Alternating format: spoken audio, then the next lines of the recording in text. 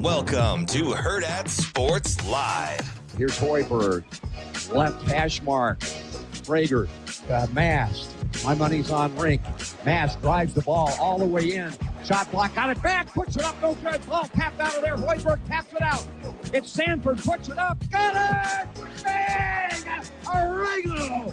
Sanford with a 3-ball. Humongous, gigantus, 5-point. Husker lead at 63-58. Pivots, drop step, puts it up, got it! Prager puts it up and down and one for the fabulous freshman. Prager, big, deep breath. He puts it up. Got it, got it, got it, got it, got it. Mobley will throw it in. Nobody guards him. 5-on-4 out on the floor. Gets it into Bynum. Gives it back to Mobley. 6-5. Long shot. Tilly. No good. Rebound by Jacobson. He gives it to Sammy. Down the floor. There's a horn in the Huskers. 10th ranked in the country. By Goddard ahead. 15-0. A record of 15-0. 4-0 in the conference. And they get it on the road here tonight.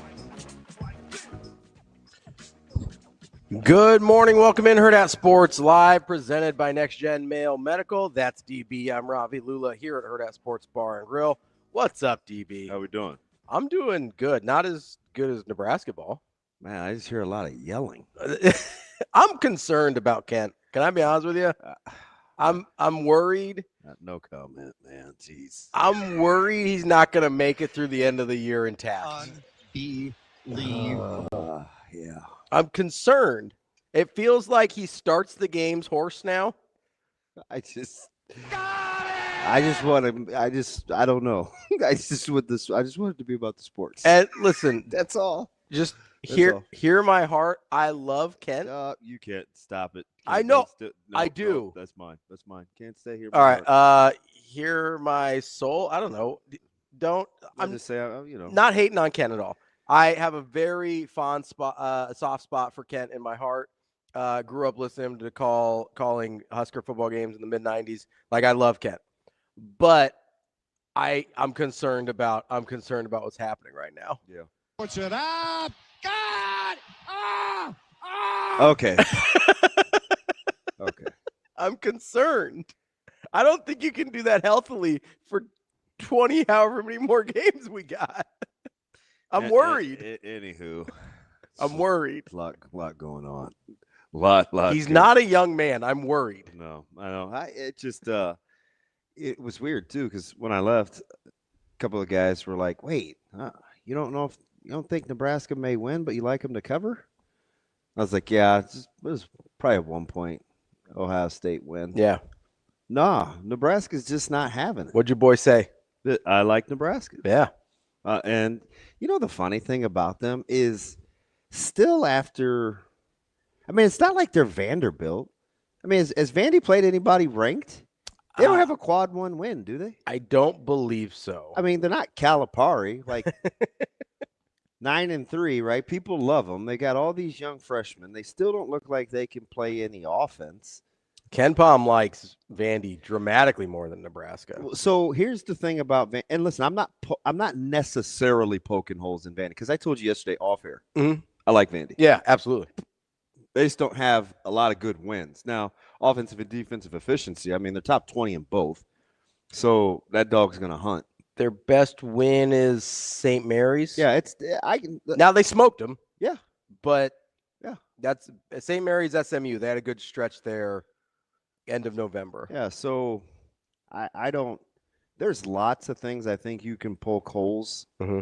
And with a couple of teams that are hovering in the top 15, 18-ish. Yeah. I don't think Nebraska's one of them. Nebraska's just better than their reputation. So you have a hard time. I mean, people just have a hard time, like, buying in. But what they do, I mean, we talked about this ad nauseum, 3 a month ago. We said, Nebraska's just a good basketball team. Mm-hmm. All right, so what they do is portable. So they're always going to give themselves a chance because they defend. And we saw it last night. Listen, they didn't shoot as well as Ohio State. Yeah. They were good from the foul line, right? I think they were 13 of 17 or 14 of 17 or whatever 82% is. But they were plus 11 on the boards. So you can turn the ball over 4 more times. You can shoot a lesser percentage. You can shoot 28% from 3. Yeah. Because you rebound the basketball and you were getting stops. They give themselves margin for error. You have room. Yeah, you have room for error when you're not shooting the ball well. So I don't know. It's just it's thoroughly impressive, and now you have to be careful because bless Coach Hoiberg's soul. He has to fend off now. He's in uncharted waters. Mm-hmm. So like even the post game, like go back and listen to Michigan State with KP. Like he bristles up at the notion that they're somehow validated or this is like he's like, I thought we were good the whole time, kind of. So you have to be careful, with coaches like that because he's had some success. He's on a good 2.5-year run. The program has been legitimized for a couple years now. Yeah. Right. So you have to be careful with the legitimacy and how you see wins because you have to count them and be like, hey, that's a good win. But when you think you're pretty good or you have been pretty good, there's this fine line where you don't want to have it. Like, don't call this program defining. We're pretty good. So that's how the coaches and the players think. Yeah. So balancing what goes on around them is gonna be fun to watch because you can tell like they think they're not surprised. Yeah. Now I don't know if they're all gonna tell you they weren't gonna say 15-0, but I think they think they're pretty good, and I think they thought they're pretty good. Well, the net rankings like them at 11, which is, I mean, you're talking about top 2 or 3 seed at that point. Yeah. If you stay in that neighborhood. Like that's a very, very good basketball team. I think I said this yesterday. I think they split this road trip. If I had to guess, I think their first loss comes at Indiana. But I'm not sure. Like I said, like Indiana isn't. I don't look at Indiana as like, oh, that's an unbeatable basketball team. Like I don't look at their schedule until Michigan and be like, yeah, Michigan's probably it's like Michigan's killing everybody right now, right? Yeah. So. You look at this schedule, and where does Kim Palm like Nebraska versus Purdue? Purdue, they have that as a 4-point loss. No, like the rankings. Where's Kim Palm like Purdue? Oh, Purdue's 4th. Okay, who's Purdue's best win for you? Bama.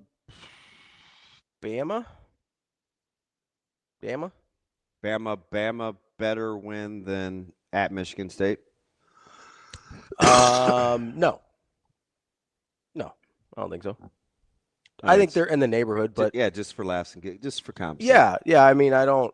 And they obviously, Purdue has the loss where they got their head beat in at home against Iowa State, which Iowa State also pretty good. Yeah, I think Iowa State's point differential is top 3 or 4 in the country, if that makes any sense. I think it's like plus 27.5. Michigan's got to be close, right? I think Michigan may be tops because they're Michigan's like 29. Yeah, it's 29.5. It's dumb. But there's somebody right there with Michigan too, and it escapes me just because. I mean, I just read and it somehow registers, but yeah. I don't know. Like I think you just have to prepare yourself and say, hey, you know what? Like this is a good basketball team. So the questions that come with it have to. It's almost like you kind of have to respect it, right? You have to be respectful of the program's prowess. Oh, but yeah. You can still know where Nebraska has come from. Yes. Historically. Right. So that balance is super delicate. I do have a hard time I have a hard time with that balance because it's especially because where Nebraska's come from has nothing to do with the guys on this roster. Mm-hmm. So I struggle with that. We struggle with it with football too, when you're like, well, that bowl streak doesn't have really anything to do with us, but you could kind of see it weighing on guys last year and the year before, right? Yeah. So it's like, even though they weren't a part of most of that, it still kind of weighs on them. And then you've got this where and it's going to come up as we get closer and closer to the NCAA tournament, right? What are you talking about, a tournament win? Yes, getting a tournament win. Yeah. Right? That is the thing that sort of is going to be weighing on this team, because at this point, making the tournament, barring something totally unforeseen, knock on wood, is that's not a concern right now, right? Like, this is a top 4 seed currently in the NCAA tournament. So, like, it is really challenging because all of that history and all of those past failures, I think Rienk Mast was the only guy and Lawrence, right? Because he was there and then left and came back. Yep. Are the only guys on the roster that were even there for the last NCAA tournament. So, like, at the same time, it has nothing to do with most of these guys. And at the same time, it has everything to do with what this season is going to be viewed as. Like, that's a really weird spot to be in. And so I think for them, I just like Coach Hoiberg's, just the prowess. I like how he goes about it. And I mean, and I said this a couple years ago when people wanted him gone, and I said, listen, I clearly have a hard time being objective. Yeah, you like him. That's but I would like to see this thing take shape, because I like the things that he stood for, and he had to. We forget. I mean, his roster, his coaching staff wasn't set. No, he got that thing turned over. Yeah, a lot, and he did it a lot. Yeah. So, I mean, good on the patience. And remember, everybody was mad at Trev. What did we say yesterday about coaching staffs? 3 years, 3-4 years. Okay. Yeah, it took about 3-4 years, didn't it? And where did he come from? It took some tweaking. He came from professional. Okay. It took some tweaking. So I think for him, I just like, I don't know. I went back and listened to about 4 of his pressers. And he is consistent with the message. He's almost giving you, hey, this is good. What's next? Yeah. Like you don't get anything for being 15-0. No. Right? I mean, it's great. It's great. It was interesting. I went back and listened to the Michigan State, and he's talking to KP, and he's like, and I think KP, because he's such a fan, looks at it like from a fan's standpoint. And he had asked Coach Hoiberg a couple of times about the signature moment of the Michigan win. And at one point, Hoiberg's like, no, Kent, like, it's fine. Like, that's how he said it. I was floored. But you could just tell. Yeah. Hey, I think our program's pretty good. Yeah. Like, it's the next thing. This is exactly what I don't want my guys to believe in. Like, because that should just be. You haven't done anything yet. This is a great feather. Yes. We're going to take it, and we're going to move on. And he said, I asked him, hey, are we done yet? Yeah. Resounding no. Like, absolutely not. So it's going to be, it's going to be interesting to see how they tackle each peg. Because as the wins keep coming without the losses, people will try to change what the storyline is. Yeah. It isn't for Nebraska. It can't be about being undefeated. Yeah. Because they're not going to go undefeated. No. For them, it's about attacking the day in the game as its own individual entity. And honestly, like that's going to be for me. That's as a coach or as a player, I would embrace that from a gamification thing to see if I could stay right here. Well, I'll say that's your personality too. Yeah. Is can I stay right here? Staying process oriented and sort of gamifying a challenge in front of you, right? Yeah, it's gonna be a fun phenomenon to watch. And I don't know if fun's the word. Fun for me. I mean, no, I think it is fun to watch. Like this is the best Nebraska basketball team, at least through half a season of our lifetimes. Yeah. Of any of our lifetimes. It's the first time they've been in the top 10 in literally 60 years. And it is hot danger. I'm telling you, you don't even want them to go undefeated. Can I just be honest with you? Like that would be not good. I don't know if that's a hot take. That would be a bad thing. You want them to take their lumps and learn how to bounce back from those. Not a lot of them, but a handful. Yeah. You want a handful. By the way, Ken Palm has them at 25-6 now as his predicting finishing record. Yeah, Whatever works. That is a 25-6. If you going through the Big Ten would put you top 3 seed in the NCAA tournament. Yeah, and I'm all in. Like I didn't transition, but I clearly paid attention to college basketball early, and I don't know if they're top 10. Maybe they are. They're certainly top 15, 16 right now for me. I would agree. Like I would agree. Like I don't have it safely top 20. So yeah.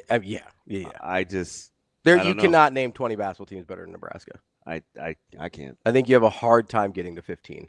And there's a couple teams I still want to know more about. For sure. You know, I think we know more about this Nebraska team than we do a lot of other teams. So I just want to, and I always hated this about football. I just don't.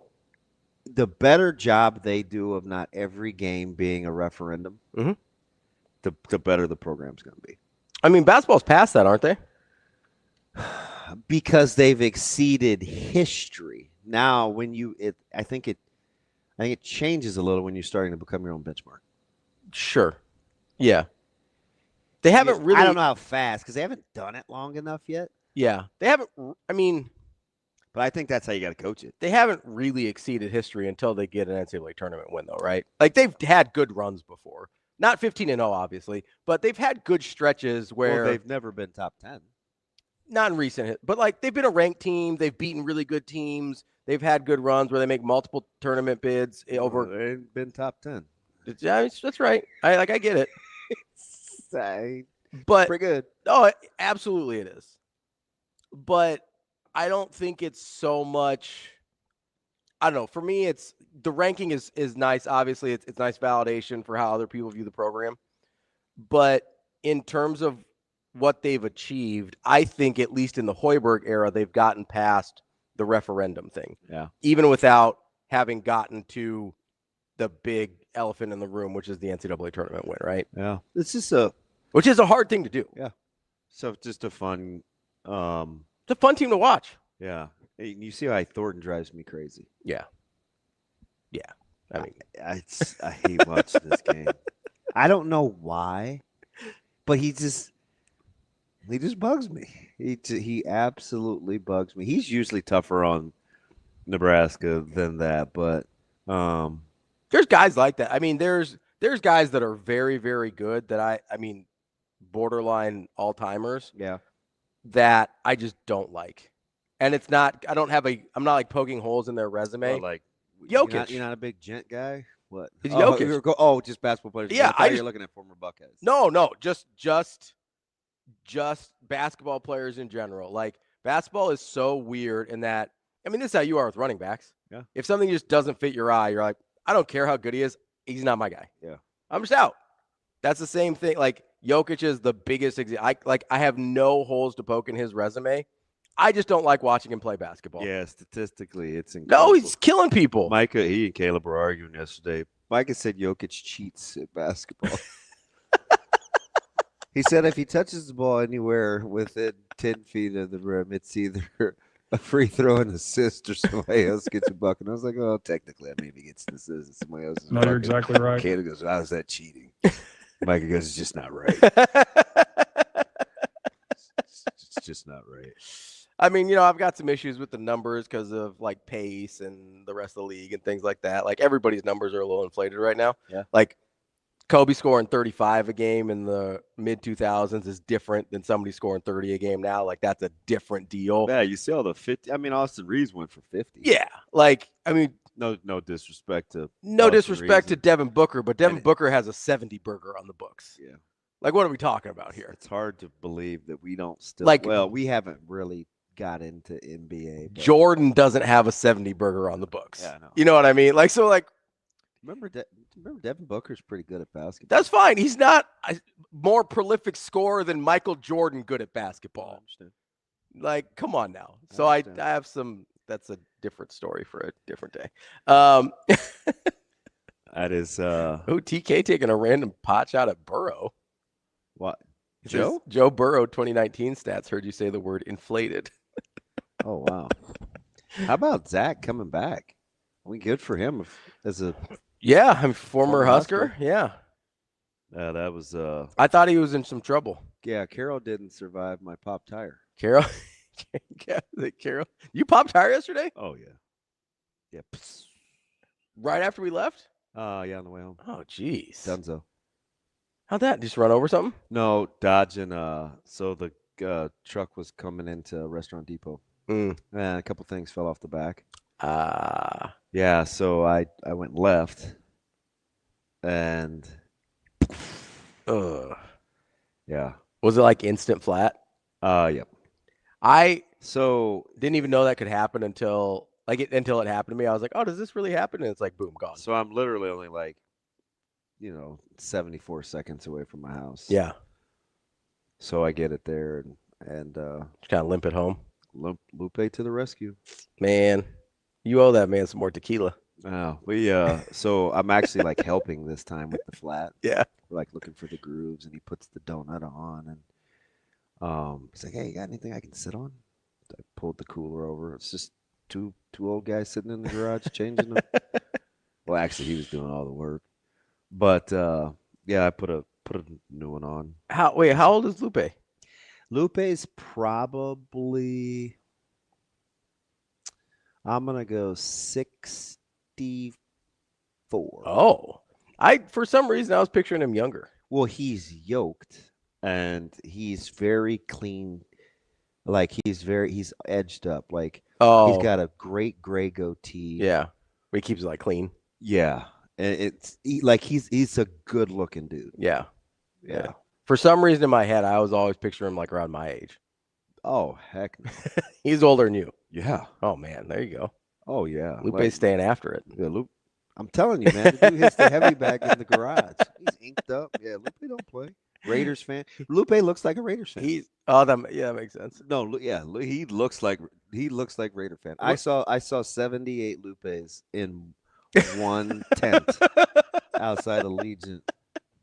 So in Vegas. Lupe and I could hang out. Yeah. You know what he said? He's doing he's talking. So he's working. Mm-hmm. He's teaching me too. He's like, hey, you have to line this lug nut. This is the one that you have to lock, and it goes this way. You see, it has the little flat deal, and so we're like, yeah, he's helping you out. Yeah, it's like father-son moment. Yeah, and little tutorial. And he looks up, and he's a huge Nebraska fan. Mm-hmm. Lupe's so. We'll text back and forth about games, right? So we were arguing about Creighton the other night. He's like, "Oh, Creighton's gonna get it done." I don't know, and we're just going back and forth. Or he was huge, thinking Nebraska was gonna win against Michigan State. So this is gonna be tough, Lupe. Yeah, so, we're texting at the very end. He's like, "Told you." So he's doing the thing on the tire, and he goes, "Hey." He goes, "Who's the new guy you guys use sometimes with the mohawk? Who's the white guy with the mohawk?" Oh, I was like, "Huh?" He's talking about. He goes, Austin. Hey, he was on for you Friday. My dumb butt. I was like, "Oh, Jimmy Neutron? Oh, that's Austin." And he goes, and he has grandbabies. Yeah. So he laughed at Jimmy Neutron. I was like, it was just funny how he said it. Because he's working, laying on his side, and he just looks up. Who's the guy with the mohawk? I never would have called it a mohawk, but I get what he meant. Yeah. He wanted to ask me if he did it on purpose. But his grandson, I told you, so Lupe going all the way back to the Lupe fiasco stories. Mm-hmm. Lupe's the guy that controlled his grandkids with a whistle. Oh, yeah. I mean, they're they look like they can be a handful. Yeah. I mean, you got 3 under 8, 9. That's a lot going on. I mean, they're on these little motorized vehicles. Remember, Shane, they had the Mohawk helmets, the helmets with Mohawks? Yeah. And they were getting too far ahead of him, and my man was like, I mean, they froze. I said, "Oh yeah, Lupe don't play." That's how my mom was when I was a kid. It was a snap though. If she snapped, it was just like, "What's up? What's going on?" So, the garage didn't shut. Oh, Lupe says he's 71. Good on you, Lupe. Is Lupe listening? I think so. There's some guy named Lupe that just said 71. I assume it's him. Oh, so I was low. Man. What's up, buddy? Good for you, man. Yeah, that's my dude. That is Lupe is a Raiders fan. He says, my second kid is being born in March. If we win a tourney game, do I name him Fred Hoiberg? You got to at least give him Frederick middle name is a must. That's wild. Frederick middle name's a must. So got the garage fixed with his buddy. Oh, yeah. That cost me $125. Dude, that's not bad. The tire yesterday was, I got 10% discount. It was $201. $201.28. Mm-hmm. He's got a guy because it has a little scuff mark. Mm-hmm. He's like, oh, I got a guy. He can buff that out for you. He's mobile. I'll send you his number. Unlike the hubcap? Yeah. Nice. He's like, yeah, I'll send you his number when I get home. Does he want to fix my So, I'm at Tires Plus and we're just doing, by the way, I mean, there's no free advertisement. I text his buddy. He's like, hey, just take a couple of pictures. He's like, yeah, no problem. It'd be, $60 or whatever. Mm-hmm. How about Wednesday at 10? I was like, oh, I got to do the show after. I'm like, man, you talk about, I used to be the guy that's got a guy.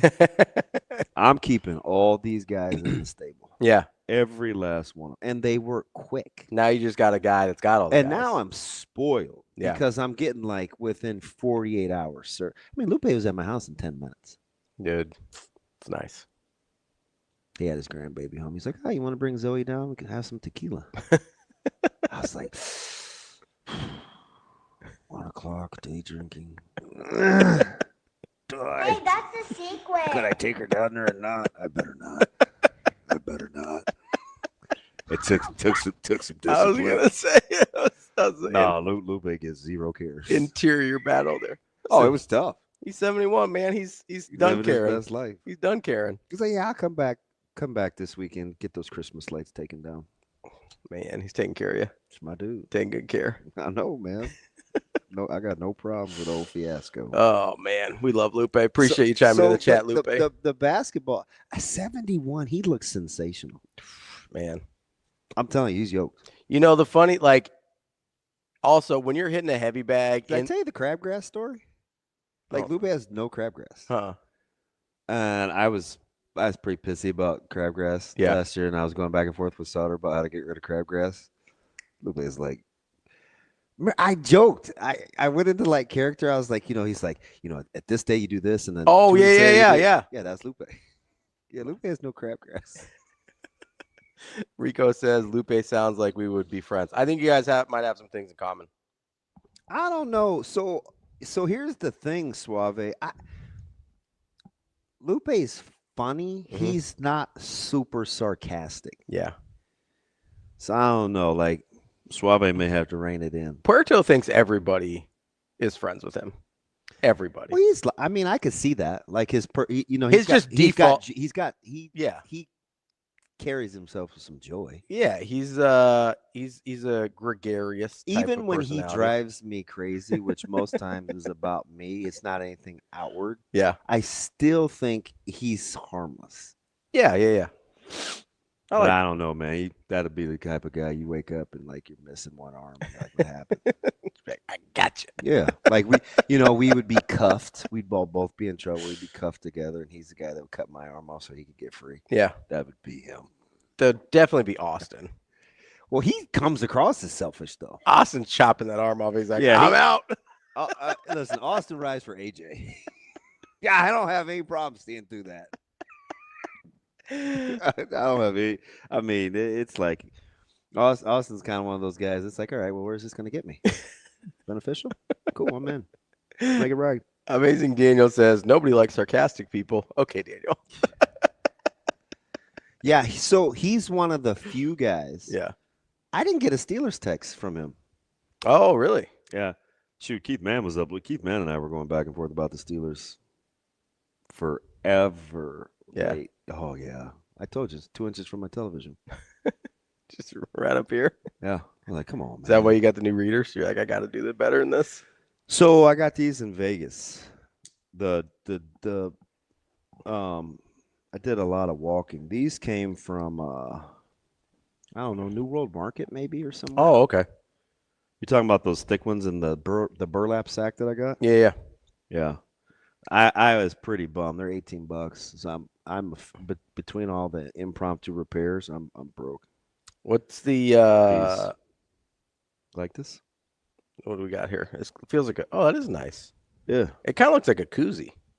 I have one of those. I see that you got a Las Vegas Bowl koozie from this miserable bowl game. This looks like one of the koozies you use for one of my seltzers. It's a little taller, for seltzers. Yeah, for some of my seltzers, That has a word. It's fine. I'm not gonna judge you. Hard seltzers. Is that the word? I'm not even gonna judge you. You knock yourself out. So apparently Lupe's gonna be famous again. Lupe's been a day oneer. Oh yeah, he's So I used to talk about him all the time. Oh, so that's your guy. You've talked about him quite a bit in the past. Yeah. So I didn't know he was in the. So both my neighbors are in the chat. Let's go. Daniel says I don't text after a certain number of beverages, and that game drove a lot of them. So I didn't feel like I don't know what this is that I have, but I can't really shake it yet. So I've chilled. Yeah. Yeah, I was surprised how much you were texting us during the game. So I needed I had to burn the house down. You don't understand. In the precursor is when we were in Vegas. So Keith Mann and it was super chaotic for the network. I told you, me, Jess, Brandon, and Kirk. Yeah. And so it was very stressful during parts of practice to get everything synchronized the first 3 days. So Sunday, I was about at wit's end. Mm-hmm. So I needed some downtime. So I go on the opposite bleacher. I didn't even go up in the observatory. I went on the opposite bleacher. And my man Alex was over there. But Alex, he works so goddamn hard. Yeah. Raharik, he does a lot of this heat, man. Shane, you think you're picky about editing? You gotta see my man A-Train. He is the goat. But pretty picky. Yes. But that's why he's legit. But anyway, so he's the only one sitting over there. I was like, this is not gonna be too bad. Yeah. I can watch the game. So my man Keith comes over. He's looking at his phone. I'm like, what?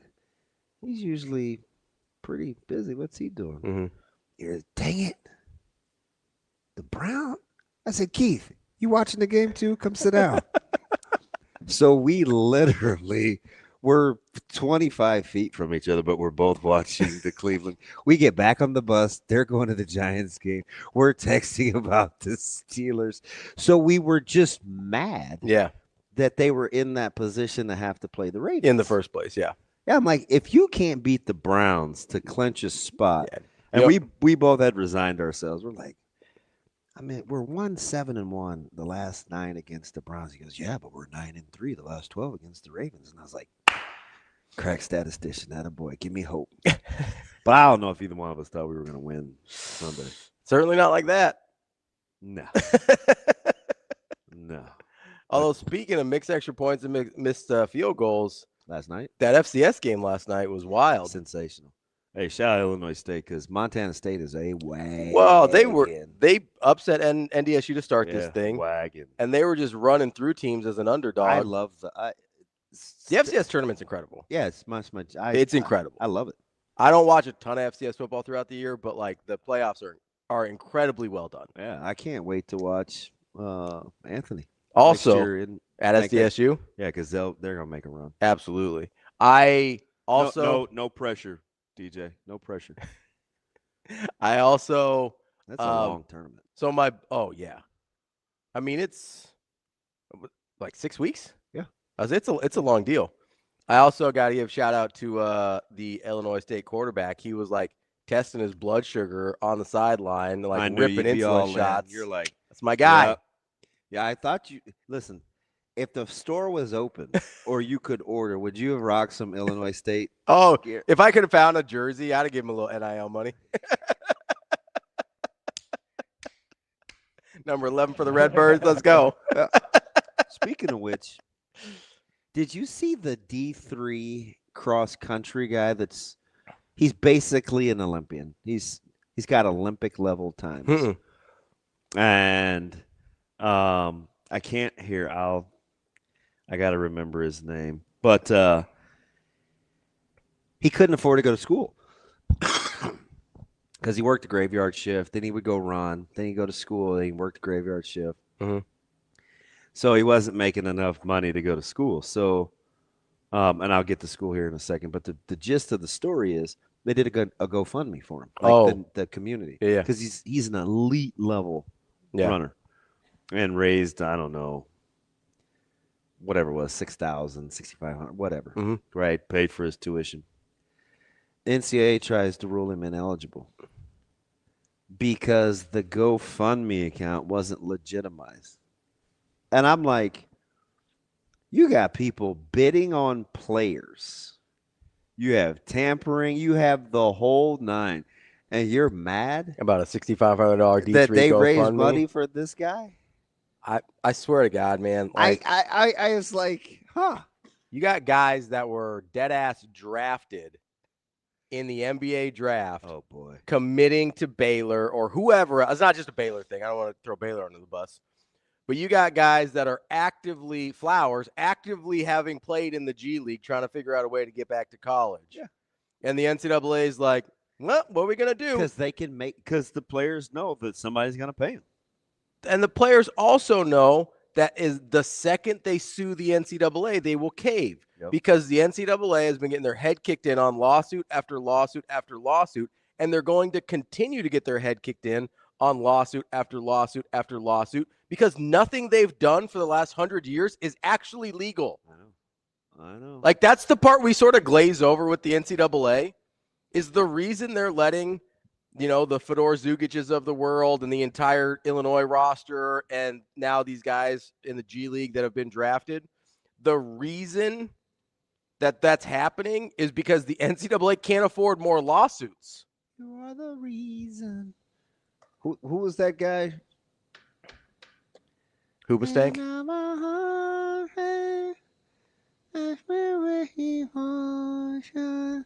Hot Danger, there's no scholarships at D3. He was a D3 guy.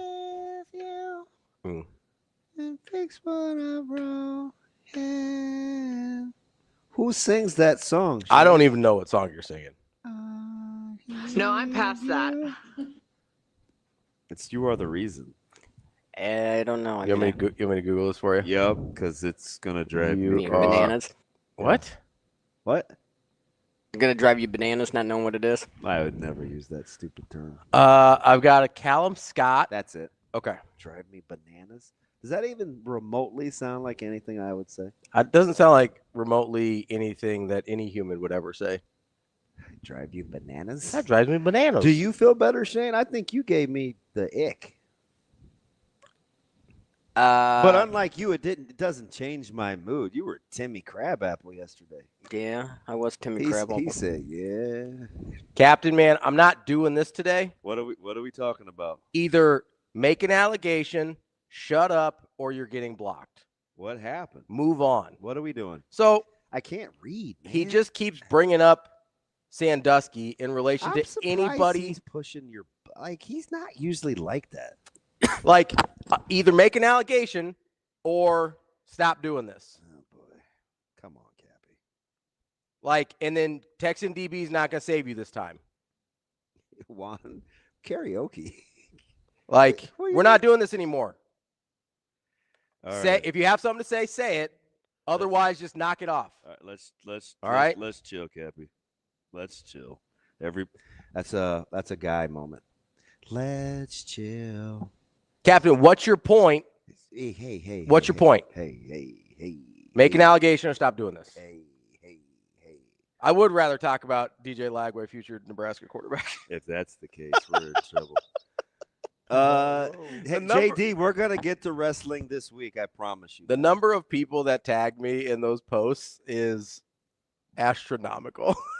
Lagway? In like the I think Husker Online reported that that's a name that they're hearing, along with Childs and Calandra. I don't know how to pronounce it. Calandrea, yeah.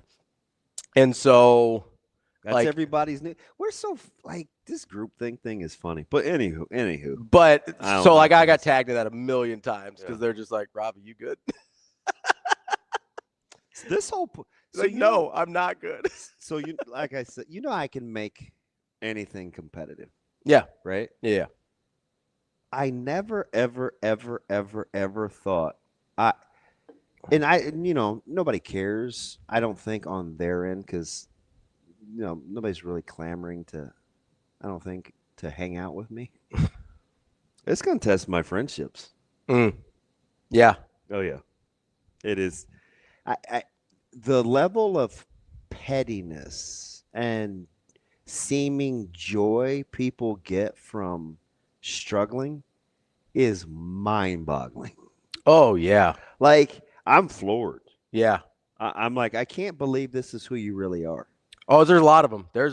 So this whole, watching the struggles and there's all these kind of like misconceptions too, and maybe some people are just being funny and snarky or they just enjoy being miserable, and like to each their own. But I am a little taken aback.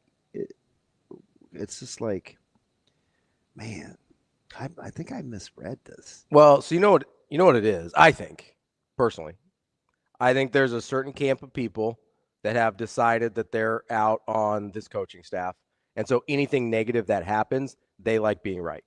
Oh, it's the same thing I was doing with DJ Lagway. If I'm being honest, like, I'm not above it. I don't personally feel like, and I hate that too. Yeah, I know you do, but I think it's fun. It's probably just more. Maybe that's why I spend so much time by myself. But like, I'm obviously not. I can do bad all by myself. Yeah. Right. I don't need any help being miserable. But like, when DJ Lagway is throwing 5 interceptions against LSU, like, I'm having a hell of a time. Yeah. Like, I'm enjoying myself immensely. Yeah. So like, I have a hard time imagining, if you actually care about a place in a program, feeling that way. I didn't even want to be right about Scott Frost. I didn't. Yeah. Right? Like, I know you tell. Even like, that we've had like that conversation. You said I would never. I would never root against the program. Or I remember one. This was probably 19, maybe. It was right before COVID, and you were like, "I've never wanted to be so wrong about something." Mm-hmm. And I was like, "You being serious?" Yeah. Are you being serious? 100%. Yeah. And it's like we make up stuff to fit the narrative. Like, the whole Minchey thing is driving me crazy. Right? It's like, oh, well, what's he doing? And I'm learning as I kind of watch more from afar with the sarcasm and the stuff. I mean, they would be the same people that, if Nebraska came and had the opportunity, because they don't really know. Mm-hmm. They're just whatever. Yeah. If Nebraska were to say, all right, Minch, well, how about 2.5? And it didn't work out, we'd be the same people that bitched about how much paying $2.5 million for a backup that never started. Yeah, that's had 66 pass attempts in career. So it's just, I'm like, man, this is gonna drive me into like a hole. It's gonna be. I mean, listen, it's gonna be a long off season. Like, it just is. And it's everything that I didn't want to, because remember I was like, Nebraska needs a quiet off season. Yeah, just to. It is not. That's not gonna be the case. Well, inherently, I'm not naive. Yeah. So once the dust settles with the portal, it's fine. But we act like we just didn't go through this a year ago. Yeah. Right? And then Key comes around, and then, then there's Pritchett, and there's Spindler, and I'll say the people that were mad about Pritchett's dollar amount got real quiet at the end of the year. You just have to, like, well, how come it just can't? Is it not fun to not let it play out? Because we certainly don't. We certainly don't know. 99.99% of the people don't know anything that happened with Minchey. Yeah. They don't. There's a lot of guesses. So it's like, I think I think it's easier to guess how it flipped from the Kentucky side.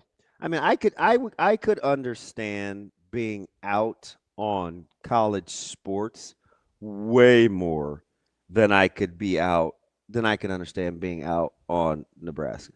Yeah. I had people text me yesterday that is just like, not just yesterday, but when I alluded to it earlier with the Baylor guys, Jose Bueno, and that kind of stuff, with like, people just text me and they're just like, what are we doing? Yeah. And I get that. I understand that sentiment 100%. Like, it is, that's not where I'm at, because I love college sports and I love watching it, and I think it will start to settle down at some point. I hopefully sooner rather than later, but I don't know that. I don't understand. Like if you're one of the people, and I think a lot of people got to this point with the Dylan situation, right? And you're one of the people that said, hey, we were paying that guy too much for what we were getting, and we should spend that money other places, right? Mm-hmm. Then you can't be mad that, in my opinion, I legitimately don't know. In my opinion, that's also sort of what played out with Minchey, in the fact that, like, it seems like Nebraska was comfortable at a number. Now, I will say this. I'll tell you one part that did catch me off guard, especially being relatively close to this. Yeah. Early on, it was about the opportunity to win. Mm-hmm. Did I tell you about the Corvette reference? No. Okay. So I can't, but I was like, hey, you just have to this was kind of setting the stage for what it would take. Mm-hmm. And it wasn't, the dollar figure was separate. It was program trajectory with somebody that only had 2 years left. Yeah. So winning, the ability to win really seemed at the forefront. Mm-hmm. Which I imagine was very desirable to the Nebraska coaching staff. Yeah. Like that's the thing they were looking for, I would imagine. Yeah. Because I think, for them, they have to be careful. Because if you listen to 85% of the people that talk, because a lot of times people that support you aren't saying anything. Mm-hmm. It's you hear from the people that aren't. Absolutely. So whether Nebraska wins 4 games or 9 games or 7 games or whatever they win next year, they can't be influenced by the noise. Yeah. So that's you just can't you can't run a business like that. You can't run a football team like that. You can't run function basketball. like that. You just can't function yeah. like that. So I think for them, they've got to hunker down and they have to focus on getting people in the program that have noise canceling headphones too. Mm-hmm. Like I can't tell you how important that is. Yeah. Because so many of the other good things, like the infrastructure in the building, are in place. And I said this, I don't know, a while ago. You need a few more different people in the building. But the infrastructure of the business is really good. I think the discipline is good. You don't have any off the field issues. Guys going to class. And I get it, that's hokey. But we hired somebody that's important to. Mm-hmm. So, and we knew it was important to it when we hired him. So, like, you have to kind of take what comes with that. Mm-hmm. And I think, the biggest thing that they can control, because I said this all along, and I believe this to be the case, especially knowing some people that, like, have the opportunity to come to school there and are thinking about coming to school there. NIL isn't really the problem or the transfer portal. Nebraska has to win. Mm-hmm. Right? So if Nebraska has 9 wins and not 3 consecutive losses, managing the portal, we're having a different conversation, is easier. Yeah, we're having a different conversation. But what happens is because people want to be I'm not even going to blame it on them. I'm better than that. Doesn't have anything to do with people's opinions. So what's happened is we make it about a lot of other things than what it really is. Mm-hmm. It's not about how much money Nebraska has or doesn't have. It's not about who they're necessarily targeting in the portal. It's they haven't put themselves in position to be an attractable enough school to be in the conversation with some guys that just want to get paid. Because you have to understand, maybe you don't, how you navigate, this is just my Irish Spring moment for a second. Mm-hmm. I'm a big Irish Spring guy. Mm-hmm. How you watch what's happening in the portal and movement and NIL has a lot to do with life life experiences. Okay. I wanted to say maturity, but there are some. It's about life experiences. Mm-hmm. So if you've been through some things in life, you understand how the portal works. You understand greed. You understand backdoor deals. You understand being opportunistic. You understand, getting while the getting is good.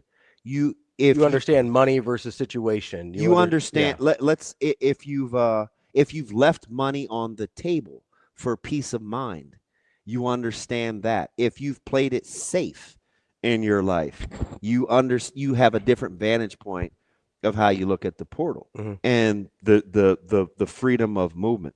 So I think a lot of times people's opinion, when we want to get mad about how other people do their job, I think it's because we want them to think like we do. I'm past that. I'm interested in I'm watching how people process what's going on because I want to know what I'm dealing with. So that's just on a personal level. But if you're watching what's happening with a team that you allegedly cheer for, it's about your life experiences. Yeah.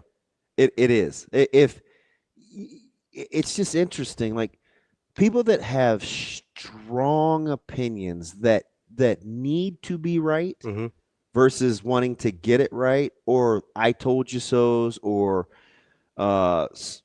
even sometimes with me where I'm super weak or just kind of soft about, well, they kind of think how they want to.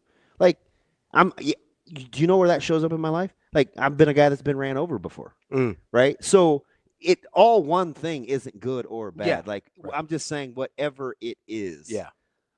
Like it'll manifest itself in how you think about the situation. Yeah. Yeah. Like you think I haven't been taken advantage of? Sure. Yeah. You also think I haven't manipulated? Yeah. Yeah. Right. So it's the thing I get mad at you for is like, hey, DB, don't let people do that to you. Yeah. Or don't let people talk to you like that. But in return, because I haven't processed it well enough, then sometimes I'll go out of my way to be the manipulator. Right. I'm like, oh, I'm going to make amends for whatever. Yeah. Right. Nobody asked me how I feel. I'm going to bury this. But you know what I mean? Yeah. So anyway, that is not about me. The how you view this thing is how people are covering it. Yeah. So you get a snapshot into their personality or their life experience. Because sometimes I just think people are being disingenuous. And but that's probably kind of how they've gotten to where they've got, right? I think some people are, it just, whatever it is it's about. It's a byproduct of your life situations. Yeah. I think because if you want to bury Nebraska over, like how the Minchey thing fell out, you can, because the optics of it, I think, are worse than the actual situation. But why? Because I heard this a lot last night. So the reason I think, because I think the actual situation is not that bad, because we're talking about a guy who's never started, who has thrown 66 career passes in college that we like, but he's a huge unknown, right? Yeah. We really don't know anything about Kenny Minchey as a college quarterback. So that's why I don't think the actual situation is that bad. The reason I think the optics are bad for some people is because you look at it and you go, Nebraska just got beat out for a recruit by Kentucky. It feels like either Nebraska got outbid or he thought Kentucky was a better situation. So that's why we feel like the optics are bad, because we don't think we should be in the same conversation as Kentucky. They just fired their coach, whatever, right? So that's why I think there is a disparity between optics and reality in this situation. For instance, my man Vector. I kind of like the name. Only because I'm a big Despicable Me guy. He says, we are paying more for our GM and scouting department than a lot of programs. Need to see that money well spent. Why? And how do you know that, number one? How do you know that we just didn't catch up to everybody else? Yeah. So it's just weird, like when we say things like that. Yeah, where's the information coming from? We assume, because now we're spending more money than we used to on this, that we're spending more money than everybody else. Let's say Nebraska's gym and recruiting staff is, pick a number, $2 million. Sure. Easy number, right? Yeah. How do you? I have no idea. How do you know that that's more than what programs? Is it more than Michigan? Is it more than Ohio State? Is it more than Oregon? Is it more than Georgia? Is it more than Bama? Is it more than Iowa? More than Texas? Is it more than Texas? Is it more than Texas Tech? Why do I don't know why we say things like this, except for it validates what we like. Jordan, yes, I think it is that simple. What's the question? He said, "Is it as simple as Kentucky said you're the starter and Nebraska said you have to win the job?" I think it is possible that it is that simple. Sure. I don't know. Yeah, I don't know. Sure. Yeah. I think it is very. If I had to guess, so here's the thing. That is what I would guess. Let's not just make this about Minchey. He's part of a larger, the larger 100%. story. Because you have to understand how we got here. Yeah. How you got here is you haven't been good enough. Yes. Right? So what you have to negotiate is the ability to continue to develop and grow the program and make it an attractive place to be while listening to people critique how you're going about your business. I have no idea how many games they're going to win. I don't. No one does. I don't know if it's going to be super successful or this thing is going to crash and burn in 2 years. There are people that have their mind made up on one or the other, and it's easier. It's much safer because history is on your side to say this isn't going to work. So if you rest in that, that's the vantage point. I don't have any problems with that. I don't. The difference, the real discussion is you have to understand that those are just opinions. And if Nebraska has to thinsulate themselves and say, I have to dial in. We get distracted by a lot of different things. We have so many people in so many places. We need to just lock it down. Just go to work. If you just go to work, it doesn't guarantee anything except you're putting it's best practices. Yeah. That's it. Yeah. It only guarantees that it's best practices. You're not saying that you're rolling out of the rack to win 8, 9, 10 games. So you have to stay committed to the process. If you believe in your processes, you cannot be distracted. That includes the people that you bring in and what you're willing to bring them in for. Because you found yourself compromising a couple of other times. How'd that work out for you? It hasn't. It hasn't. So the whole process is fascinating to watch. The Minchey thing definitely caught me off guard a little because excuse me, with 2 years to play, obviously the starting job and money matter. Yeah. Hey, I'm going to be the guy. You've only got 2 years left. Like he obviously wants to accomplish some and things. you're going to pay me. Yeah. I think most of us would make that deal. Right. Like we just would. Yeah. Like it's and I think he, from what I know, he's competitive enough to think that he can help that program. Sure. Now I don't know how many wins Kentucky's going to get, but if I'm the starter and I'm getting paid, he's going to figure out how much it takes to make me happy or miserable. Yeah. Because everybody figures that out in life, right? There's a number. There's a number a lot of us that you're willing to be miserable for. Yeah. Most of us just haven't been there yet. Yeah. Right? But a lot of us have been to a place where we know what makes us happy. Yes. It's based on how your experiences on how you view it. Can I ask you a question real quick? Yeah. So Shane's the one playing the music. It's your show. A lot of people have talked about like, well, then why does he say we have unlimited money? Not unlimited, but why do we said money's not an issue anymore? Things like that. Can two things be true at once? Number one, that you have much more money than you did previously to go shopping. Yeah. And two, the person or people providing that money also expect a certain amount of A, fiscal responsibility, and B, at some point there's got to be a return on investment, right? Here's the thing with that. Like I'm not going to tell the people that keep saying that to stop saying it. They're doing it for a reason. I said this from the jump, and it's how normal, good fiscal spenders are. Just because you have it doesn't make it a good idea to spend it. It has to fit with what your lifestyle is. I'm going to say that again. Just because you have it doesn't make it a good idea to spend it. Just depends on what your desired outcome is for your lifestyle. So, for example, if Nebraska's coaching staff and this development department, if they're trying to build a competitive culture to put themselves in position to win more games, it's just as a general mission statement, that's how you're going to spend your money. Problem is we try to give it a dollar value.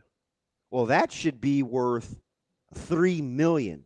Okay, if what I'm spending that $3 million on, that particular individual, does he fit that mission statement that I just read? Sometimes it will, sometimes it won't. But you can't just spend to be spending. You don't want, I don't think you want people spending your money like that. Correct. I would agree. I think people that do well money-wise understand the whole value versus worth thing. Or needs versus wants. It's okay for people to say, I'm not even going to judge you. I'm not. I swear to goodness. Well, what happened to all the money? Those people, they're just like that for a reason. Well, what happened to all the money he's talking about? How much would you pay a guy that hasn't started before? That's a good question. No, it is a good question. It's a good question. How much would you pay a guy that hasn't started before? Versus how much would you pay a guy that and I would say this has 3 years starting as a guard? I mean Stein's got history of coaching quarterbacks well. More recent history of quarterback development. Yeah. If you pit it against Holgerson's history versus recent, advantage Stein. That's just the way that it goes. Bo Nix, Dylan Gabriel. So can I go back to something else? Dante Moore. Yeah. Nebraska, you have to find a way. It's the chicken or the egg. It's easy for me to say. It's simple for me to say Nebraska needs to win more games. Simple, right? You win more games, or if Dylan looked better under their watch, you'd be more inclined to believe the development piece. Sure. Right? That's the part that Nebraska can control. And maybe it takes another year or two, and Lord knows we don't want to hear that. No. But I'm just saying they can't skip the steps now because they've already made part of their bed. Doesn't mean they have to lie in it, though. That's the difference. Nebraska's made a portion of their bed. They don't have to lie in it yet, though. That's where the fandom and the critiquing versus actually being in it. Because if Nebraska just rested in being bad, we wouldn't want that either. Certainly not. Right? And they know that they haven't met expectations. That's not a secret. Yeah. But they can't. We fans, listen. You can do whatever you want. We can do whatever we want. Yeah. We want to throw the baby out with the bathwater, or if you want to eat the meat and spit out the bones, that's cool too. They're not afforded that luxury. Yeah. They still have to try to do their job. Yeah, they still have to go to work. And they know they're not above reproach. They can be critiqued for doing it. I'm just saying how you view it probably depends a lot on your life experience. Let's take a quick break. We're going to get to Brett Ciancia of Pick 6 Previews coming up next here on Hurrdat Sports Live. Listen, we got out-rebounded by 14. I thought we did a hell of a job in that first half where you really needed to go out and set the tone. I think they had 2 at halftime, and I thought our transition defense was exceptional, and we never took the wrong path chasing down a rebound that we couldn't get. This is the best defensive rebounding team in the country, and we were dead if we were going to chase balls down. So, I thought our guys really followed the game plan, and those were the keys. We had 2 of them tonight. It was get back and rebound, and I said it about 1,000 times in the last 3 days. Not very often are you going to win a game when you shoot under 25% in the second half against a top 10 team. But I thought our activity on the defensive end, 19 turnovers is what we forced. They take really good care of the basketball. And that was the difference, was finding a way to manufacture some points. Price unfortunately got in foul trouble. We hung in there without him, and we're even at the break. We felt pretty good about that. And then he picks up his fourth with about 10 to go. And again, we hung in there, but knew they would make a run. We got up 9. Talked to Braden about the incident. That can't happen.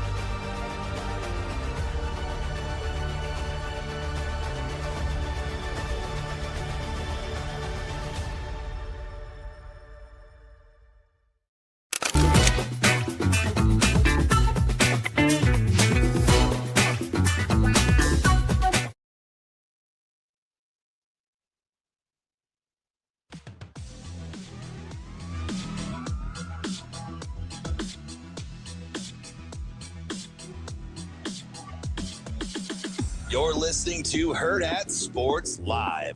Now, the owner of Pick 6 Previews, Brett Ciancia. And a pass is picked off. Pick 6. Pick 6 to the checkerboard end zone. Pick 6 Previews, the #1 most accurate college football preview. Go, big man, go! It's a Pick 6. Pick 6 Previews with Brett Ciancia. Pick 6. Pick 6. Give me all of them. Here is Brett Ciancia.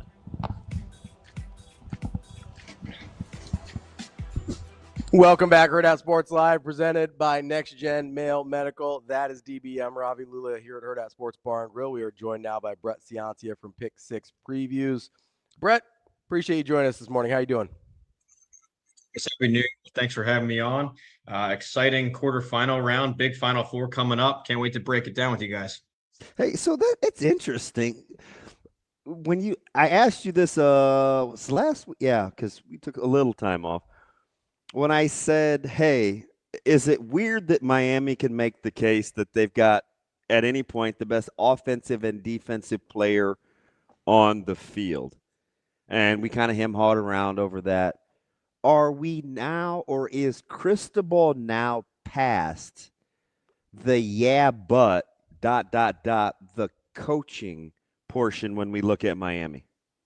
Oh, yeah, he certainly proved himself. And the one thing I've always said he can do is he can build offensive lines. He's an offensive lineman in the past, and that's his expertise. He knew they were going to get good offensive line play. But what really surprised me this cycle in the transfer portal was the way he upgraded his defensive line. Now you have a full team here. His talent acquisition, his recruiting has always been strong. His offensive line development's been strong. But this year they took that next step. They rebuilt the defense. And then now all the game management stuff that people have given him flack for over the years, he's put all that to rest, being able to, go on this playoff run, going into Kyle Field and then beating the prohibitive favorite Ohio State, defending national champs Ohio State, with his defense mostly too. Really impressive Miami, and there they go to the Final Four.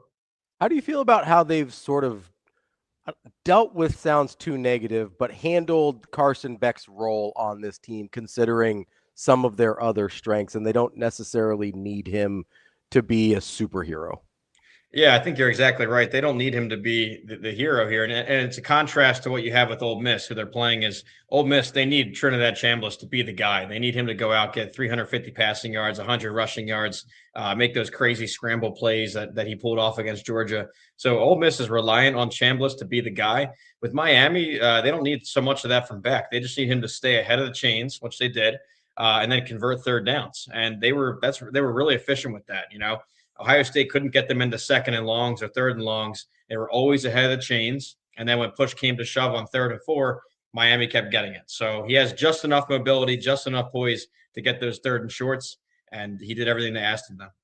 So when you're kind of looking at, I want to look at the other side of the coin. Were with Miami better than you thought? Were you disappointed in Ohio State? Their fan base is certainly livid, and maybe understandably so. What was it more about Miami for you, or more about Ohio State?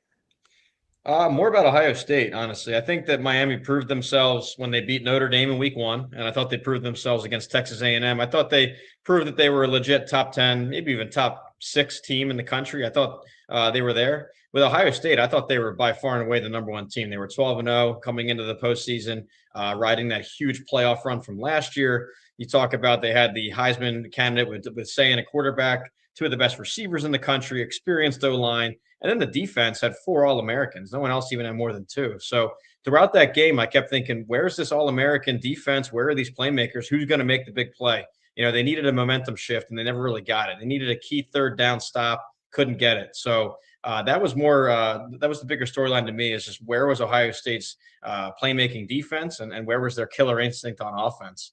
You look back at some of the quarterbacks they've had over the years, some great pros, some good Heisman candidates, but some of them never won titles. The guys that won titles for Ohio State, Craig Krenzel, Cardale Jones, Will Howard, these guys just had killer instinct on 3rd downs and in the 4th quarter and in the red zone, just like a different aptitude that some of these quarterbacks didn't have for Ohio State.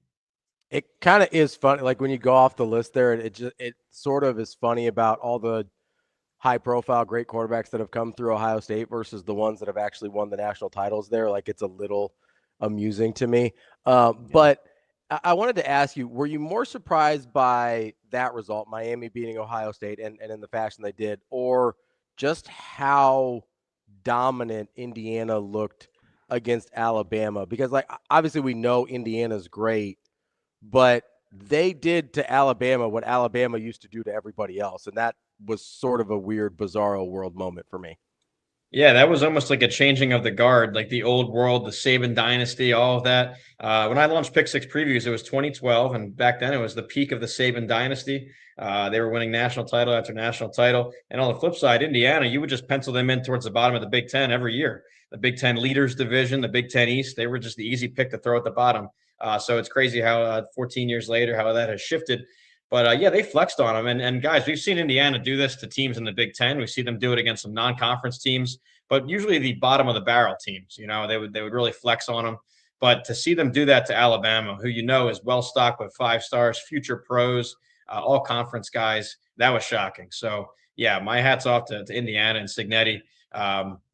He put that whole bye week curse to bed. I mean, he threw that out the window and was like, we're the more physical team, we're the better team. And I thought we learned a lot about them late in the game when they kept showing him on the sideline. They were up by 35 points. He was still laser focused and trying to get every inch, every yard out of this team. So that reminded me of Saban, to bring it full circle. That was a very Saban moment there. So huge win for Indiana, probably the biggest day in program history. Kind of all a little bit affiliated with Saban to some degree. Let me take a step back for a little bit. And if you're looking for program trajectory of those teams that are right there, where would you push your chips towards? Texas? Oh, okay. Texas, Alabama, or Notre Dame? Similar spots for their programs going forward. Texas, Alabama, Notre Dame. Man, I wish you would have thrown Oregon into that debate, because I would have picked Oregon.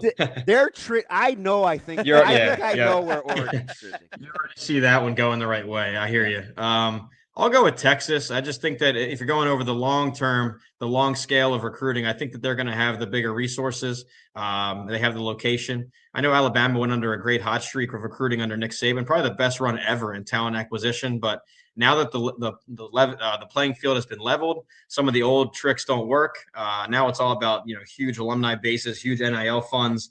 I think if you have to look at it there, I'd probably lean Texas. Notre Dame's a different category. They're always going to have this competent, hard-nosed team under Marcus Freeman, and they do have some clauses in the new contract where they're guaranteed a spot if they finish in the top 12. So, they're going to have some playoff access, an easier schedule to get there. But I think that of those three, Texas is probably your biggest chance for a powerhouse dynasty. Brett, sorry, I just got sidetracked by your Notre Dame comment there. That's interesting. We'll get back to the playoff there in a second, because I'm just having a hard time figuring out why the rest of the college football playoff world and decision makers continue to, I guess, acquiesce to Notre Dame's whims. Like I understood from the TV network part, and I guess maybe that's it. But if you're the SEC commissioner or the Big Ten commissioner or any other commissioner for that matter, why does it make sense for you to carve out spots for Notre Dame?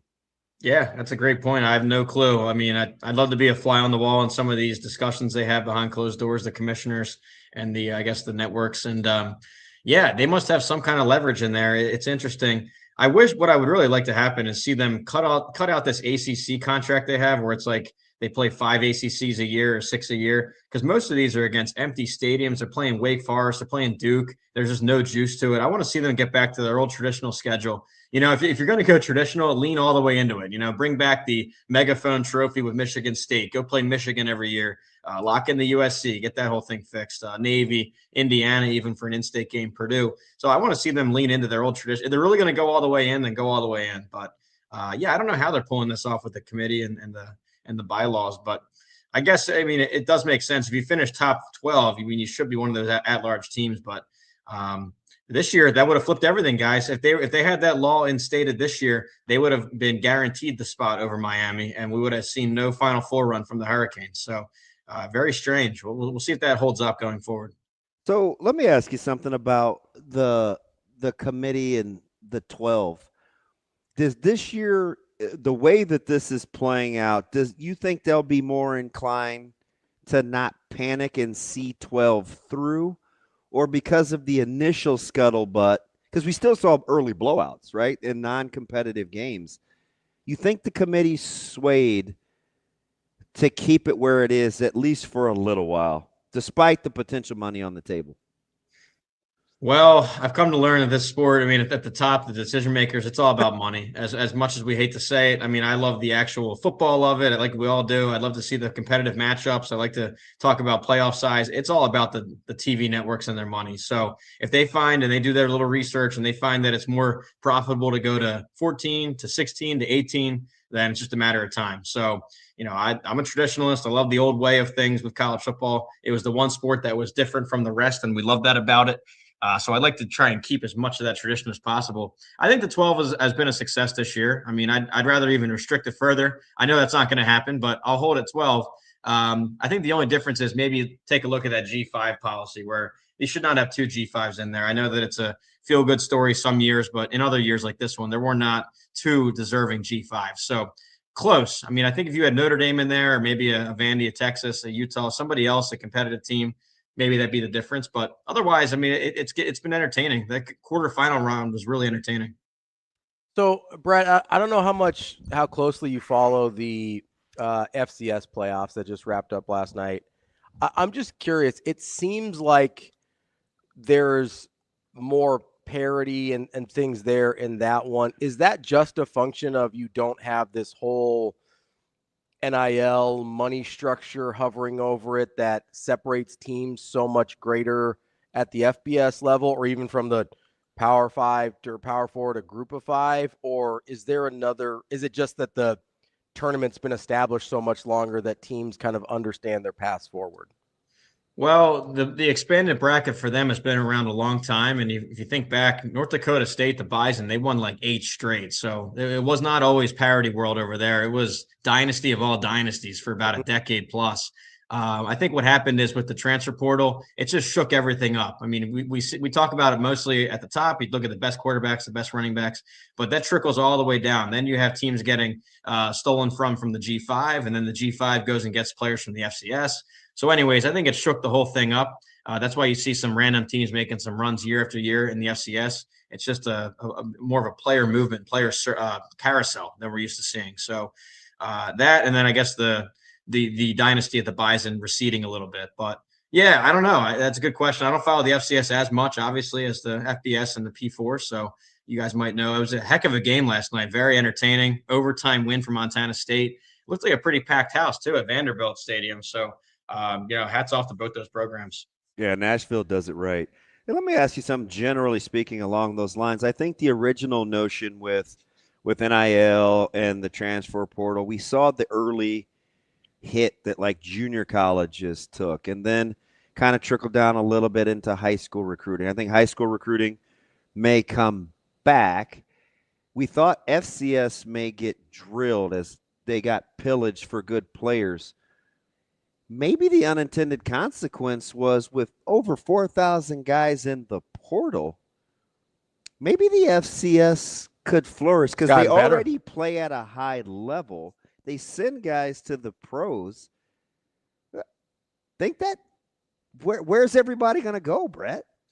Yeah, well, you see the stats come out. That's a great point because we always hear about the guys at the top, the 5-star quarterbacks, the big offensive linemen. But out of thousands and thousands of players in there, a lot of them aren't going to find a home at the FBS level or the Power Four. I think it was something like 40% end up moving down. And that's, used in quotes. That means moving from the P4 to the G5 or lower. So a lot of those former, Power Four recruits and players, they're going to end up at the FCS level. So it's almost just kind of a big resorting. I mean, the guys that really have NFL potential might move up and push at the P4 level. And conversely, some backups at the P4 might move down for playing time to the G5 and the FCS. So, I mean, in a way, it does have some benefits. It gets guys sorted out maybe more correctly later in their careers than we could have guessed as 18-year-old seniors in high school. So maybe there's some truth to that. But I'll tell you, from watching the FCS game, it really did feel refreshing. It was guys that really cared. They're there just for football and their school and their teammates. No other contract stuff, no drama with the money. So it was kind of refreshing yesterday, honestly. All right, so let's talk about the Final Four here. You've got two games, both in the neighborhood in terms of what they're favored. I think they're both at 3.5 right now. Is there one of those games that's more intriguing to you? Well, yeah, it's this Ole Miss Miami game because I think it's still a developing story what's happening where Lane Kiffin, I don't think he expected Ole Miss to go this far into January, and now he's looking to call back his future LSU staffers back to LSU, and they survived with that whole drama last week against Georgia. I don't know if they can do it without 6 offensive staffers this week against Miami. So I'm watching that story, and we'll see if that develops. I'll give you this though. Even if all those coaches are there, I'm still going to go Miami to win, and with the 3.5 points, I think the best offensive line, best defensive line. I think it's going to catch up to Ole Miss. So I like Miami to win and cover that one. On the flip side, I'm going to go Indiana. I think it's just the most complete team. They're an absolute machine this year. I was really impressed with what Oregon did shutting down Tech's offense last week, a team that was averaging 45 a game, and they completely shut them down. I never seen a quarterback so rattled. Yeah, that is about as bad as a game as I've seen a guy that had his team playing at that level in a long time. He didn't even look like he belonged, which is super weird. Yeah. It looked like he was at the wrong stadium or something. And I wondered when I was watching, because I watched a lot of Texas Tech this year. I watched them live. And yeah, you went there, right? Yeah. Watching this game, I was like, is he like sick? Is there something wrong? I thought it was actually something non-football related. It just did not seem like the same quarterback or the same offense. So, and maybe a little bit of play calling too. I think that they were caught a little off guard. Some of those play calls were questionable, but anyway, the defense, Tech's defense held their own. But anyway, for this one, I'm going to go Indiana to win and cover. I think you're going to set up for an Indiana versus Miami national title game. I mean, all 4 of these potential matchups are going to be exciting for the national title. Some fresh blood in there for the first time in a long time. That is our guy, Brett Ciancia from Pick 6 Previews. Brett, appreciate the time as always. Great stuff. Thanks, B. That is Brett Ciancia from Pick 6 Previews. FCS plays good ball. They do. I think you're right. They put guys in the league. I think it's gotten better. Yeah. I think that was an unintended positive consequence of the transfer portal, and not just the FCS though. I think it's trickled down even to D2 a little bit. Yeah, NDSU was part of Nebraska's coaching clinic, and obviously, South Dakota, North Dakota. I certainly am connected to SDSU. Mm-hmm. I think a lot of the concerns for these guys early on was, how is this going to affect us? Will our top guys just get picked off? Yeah, you get pillaged all the time. But they're getting good guys to come to their programs. Yeah, guys they never would have access to before. So, like, I don't know. It's certainly not a sustainable market with what's going on at the current landscape of college football. Mm-hmm. I just don't know how long we can hang in there. I think the other interesting thing is I think guys are sticking around the FCS level longer than they anticipated in terms of before they get picked off. Yeah. Like you're not typically seeing mostly multi-year guys coming from FCS. That's a lot of like 1 year. Hey, we need a quarterback. This guy's been successful for a few years. Let's go get like the Gronowski types, right? Yeah. It hasn't been a ton of, oh, that's a super awesome sophomore. Let's go get him. And now the FCS team is left in a weird spot. Like that hasn't typically been the case. Yeah, I just don't know if if your departments can do that. Now, maybe. In what sense? So, you have recruiting and scouting departments, right? You have designations for people that just basically portal watch. Yeah. And are looking for the transactional part of it. I don't know if you can cover that scope with the FCS with as much efficiency as you. Yeah. I mean, because you really have to be you got to do your homework. Yeah. And do you have the time? Sure. So maybe those guys, unless they're like fly under the radar marketed, a bit longer. Yeah. By representatives, and how many of those guys have reps? Yeah. And how many reps are doing the homework to know what guys to be in on, right? Yeah. So you have to stand out to a degree that is it worth your time if I'm an agent or a handler to go market? This is a terrible analogy because he's already got a Power 4 landing spot, but like let's say Gronowski versus Chambliss. Yeah. Coming out. You know what I mean? It's like you're going to Delta State D2. Yeah, who's doing that? To try and find a guy. Now maybe after, Chambliss wins a national championship and they're like, let's give this guy a shot. He's maybe got some tools, but you're not doing that when he's a sophomore. Correct. Right? Like so that to me is kind of the difference there.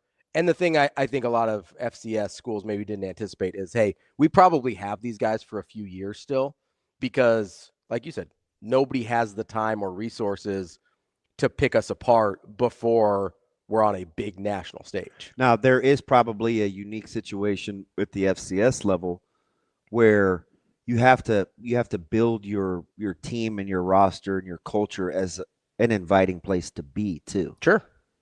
Yeah. Right. But I think they're recruiting. It's just FCS seems more like the way the rest of college football used to be. Well, it seems like they miss less. The good teams doesn't seem like they miss much, right? Like the top end. Yeah. You can't really. It just ponders like what's portable. You can't really afford to. Yeah. Kyle was not mad at us. Kyle asked a good question on. Oh, on Twitter. Yeah. I saw. Yeah, you he said, "Hey, good discussion on value versus worth. Happens in business every day, and the market tends to win unless you absolutely say no." And he says, "I completely agree with spending wisely, but can Rhule afford to not take some flyers?" And I said, "Hey, that's a fantastic question." Yeah, I think it is a good question. Let's say, because Kyle was the guy that clapped back over the Dylan thing, right? And I clapped back because he used "damn," which got my attention because we just talking to each other like that. But to his defense, I do think he's trying to learn. So, how patient can Rhule? I don't know if Kyle, in your sphere of influence, could Rhule take flyers? It doesn't seem like he's afforded the luxury to take flyers. I mean, we got a lot of cynics out here. He's not. Would you have described Jeff Sims as a flyer? Yes. I would too. Yeah. So how much leeway? People are still killing him for Jeff Sims. So there's two things. There's two things that you have to say out loud that I think people are really, really, really questioning the talent eval because we're underselling what he's found with whether it's a Jamari Butler or MJ Sherman or some of those guys that he's plucked versus when he says things about the Sims thing. I think people give him a hard time about. Yep. He's called some players on the current roster. He's talked about NFL caliber or all-conference caliber, or he'll reference NFL scouts, and people just aren't seeing it yet. Some of the guys are actually young. Yeah. But they aren't seeing it at all. So I think they're doubling down on the fact that they're just not very good at what they do. But we forget. I think they are, though, because they've done it. They have been. I don't want to. It's very fluid. Yeah. The talent eval has been so far pretty good because remember, guys, and I'm not trying to talk you into anything. I'm just trying to give you both sides of the coin when we want to have intelligent conversations. And this is actually about being right or wanting to get it right versus being right. Remember, they make a lot of offers to guys before other schools do, and other schools offer those guys. The track record is unparalleled. Like, you guys can admit that that's a thing, right? Where, I mean, we know. What about there's a big one, Quan Lacey? Yeah, Quan Lacey's a huge one. Oh yeah, right. I hear all the time. Oh, it'd be nice to have him. The reason, not the reason, he probably would have gotten some out, but one of the first teams in on Quan Lacey, and the reason he was committed to Nebraska is because Nebraska was one of the first offers he had, and the teams in his neighborhood. Ohio State's got a linebacker that comes to mind. The initials NC. There are lots of guys like that. Odom is one. Who's the cornerback that ended up leaving Nebraska to go just this class? The quarterback? DB. Corner. Oh, he went to Florida. Yeah. Brownell. Yeah. CJ Brownell. Correct. So some of that has to be good, right? I would think so. Like, they're pretty good at that part, right? Mm-hmm. Okay, so you're going to have some hits and you're going to have some misses, but I think this... And you're going to have some guys that don't end up here. The fact that what happens is he said out loud. Yeah. Right, which I think they'll learn from. But I wish he didn't have to learn from. I mean, it is because I like getting that information. I like hearing who he likes and how he sees guys. I understand it is not for his benefit. He can't win for losing because sometimes, and this is where I think some of the growth happens. Sometimes he's not saying it for us. Mm-hmm. He's saying it for them because I think he thinks the belief piece is critical. He's talked about that. And part of what they need. Mm-hmm. So he's certainly not some martyr, but I do think there are times where he's taken one for the team for the sake of growth, mm-hmm. and it's bit him. So he has to negotiate that going forward. Yeah. Right. Just how transparent am I willing to be? Right. Because if he gets into the, well, I'm not going to talk about specific players. Fudge, we're not going to like that either. So he's got to find that middle ground. Yeah, no, we've done that with other coaches before. We don't like it. Yeah, we just he has to find that middle ground. The other part of this, I think, is when you're talking about taking flyers on guys. Yeah, there's probably a better term. I think he appears to be bright. I think what he means is maybe he's saying, do you overspend a time or two? So that's why I don't want to put words in his mouth. I think that's what he means. Because when I hear flyer, I know it's when I hear flyer, I mean, I look at. I don't really want to do it. Well, I don't even risk is greater than the reward. And I think more of it's like hey, let's just see. When I think of a flyer, it's not I'm not totally sure, but there's something there that I like. When I hear flyer, I think, what's it cost us? Right, but it's usually a low cost move. That's what I'm saying. Yes. So I think it's I mean it not literal what's it cost us, hey, this doesn't cost us anything. Yeah. That's what I'm saying. Yeah. But you generally, when I think of flyers, I'm not thinking of, hey, this is an expensive move and we're not sure. Because to me, that's where you get in trouble. I don't know. I just don't think we're going to be very patient to take a ton of flyers. Yeah. And sometimes I think we just have to self-police better. Right. If on one hand we're saying, well, you got to overspend and you got to pay to do this, and then if it doesn't work out, you can't turn around and say we got to waste money. You wasted money. Yeah, why do we pay? Because that's probably more a reflection of your character. Mm-hmm. As the individual critiquing it, like you wanted it both. You wanted you can't to have wait it both ways. You know what I mean? Yeah, you can't have it both ways. So if you're willing to be honest with yourself and say, "Oh, I was on board with this because I could see it," then don't vilify somebody for it later on. Yeah. Dixie, I agree. He's taken flyers on guys that have like good track time, stuff like that. Some of them have stayed, some of them have gone. So like I agree.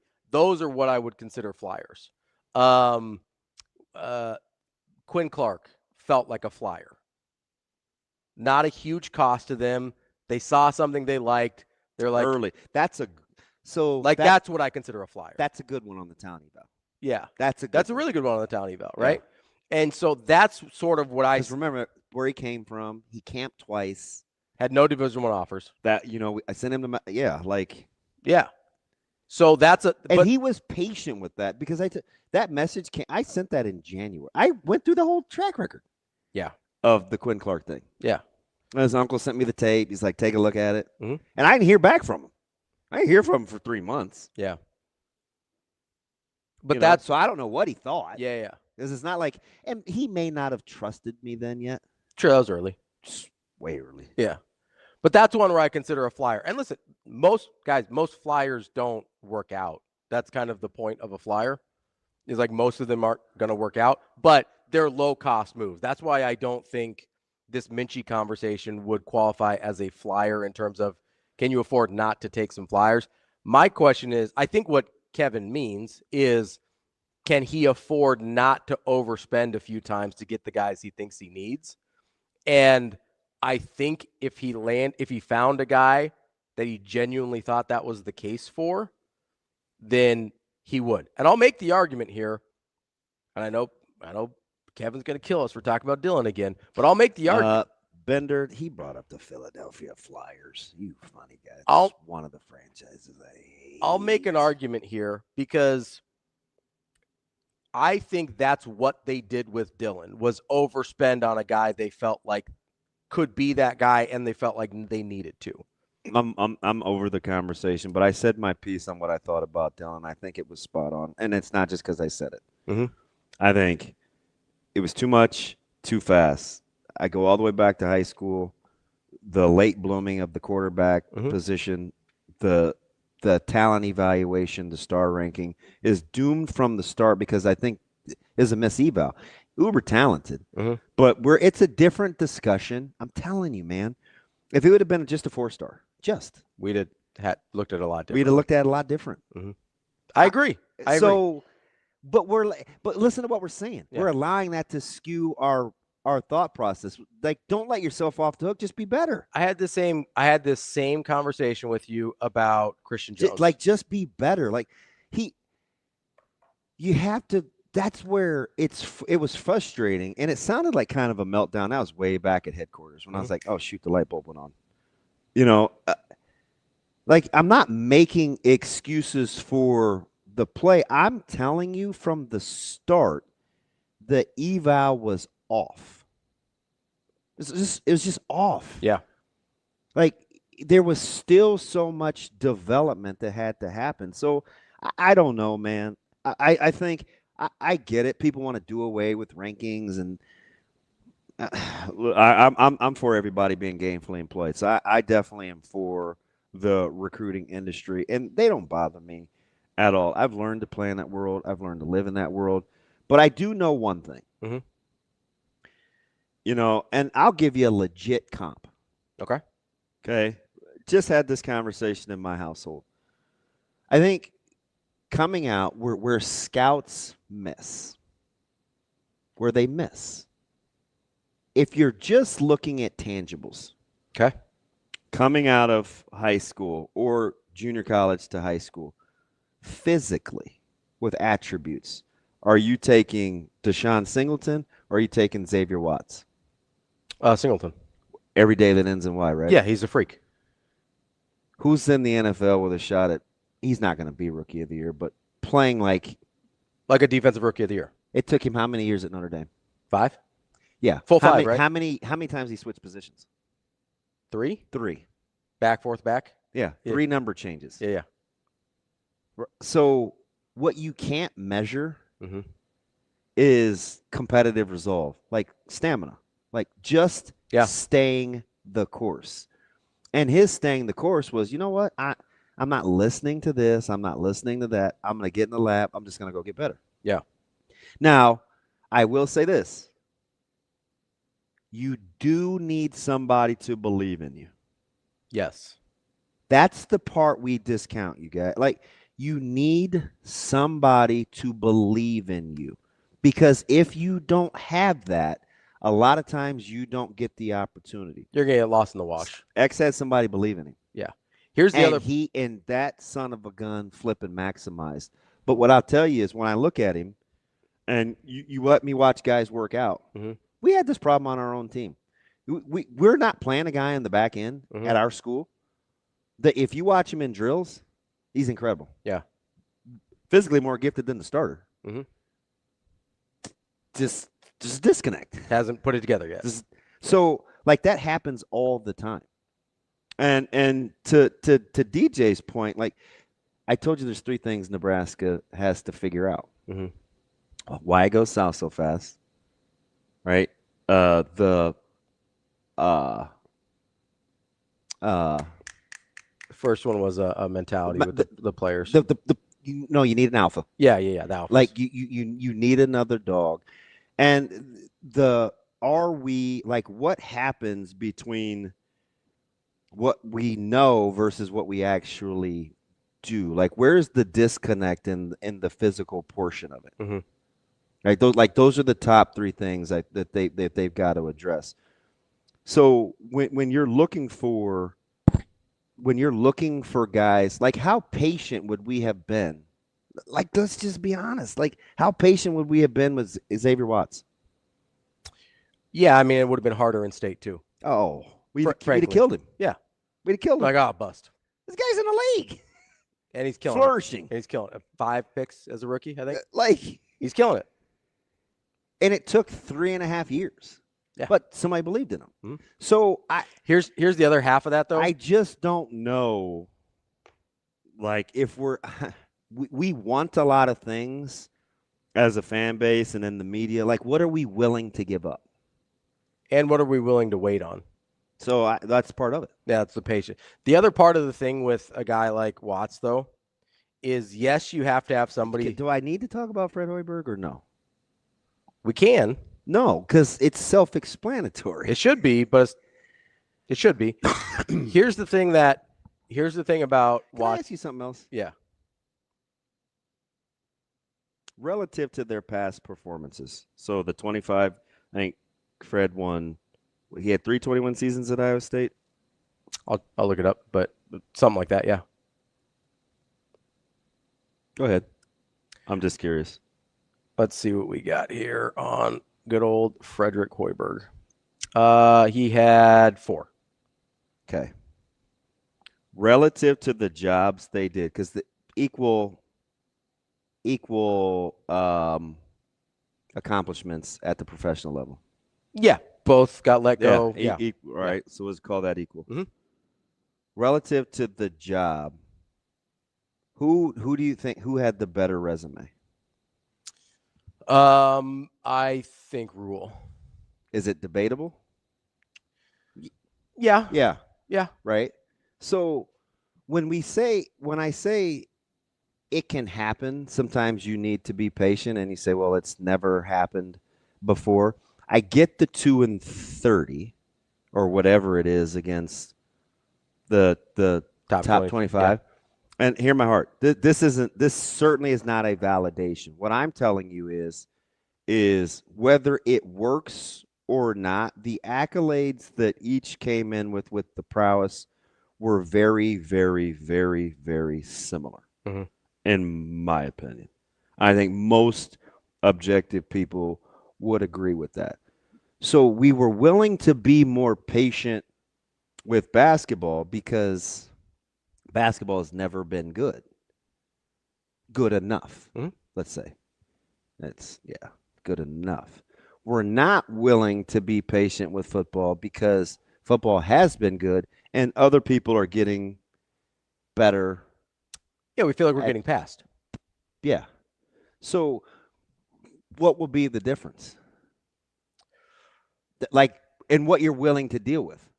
Because a lot of guys, there's a couple of guys in particular that drive me crazy with their skirt and pom-poms over Nebraska basketball that they know. And I'm not willing to lose associations over it because I don't know if I'd call them friends. But it's like now it's like, you wanted that guy fired. Mm-hmm. From the mountaintops, you wanted that guy fired. So I don't know. Is it too myopic? Maybe. For what it's worth, it took Fred Hoiberg 5 years to get above 500. Oh, I know. I didn't even get into that. Took him 5 years. Yeah, and he was 16-16. And listen, he changed the methodology too. So that's the other thing that's important. What I'm trying to stay away from, though, is similarly being able to build in basketball to football, because I don't think they're different. The direct comparison is the same. Analogous, the analogous part is like you can recalibrate and change the methodology real time. Now the problem, you want to know real quick on the basketball part real quick. You want to know I think the funniest part about that? What? Is basketball was better when Fred took over than football was when Rhule took over. They won 19 games the year before he took over. I'm trying. I know. I'm just saying. To make the linear, because this is what our own fan base is doing. I'm just saying. They're comparing basketball to football. That's not the actual prowess. Is not necessarily what I'm getting at. The fact that we've seen it done in different ways with similar sentiments going in is something that I think we can choose to gravitate towards. Now, if you're just all out, you're all out. I'm not trying to change that. What I'm saying is, in the meantime, you can't not work at it. Right. Like they have a job while they're here. They still have a job to do. Yeah. What are their other options? Yeah. Like that, there's not any. The only reason I bring up, because I do think situationally they are very similar, even though building a basketball program and building a football program are very different, right?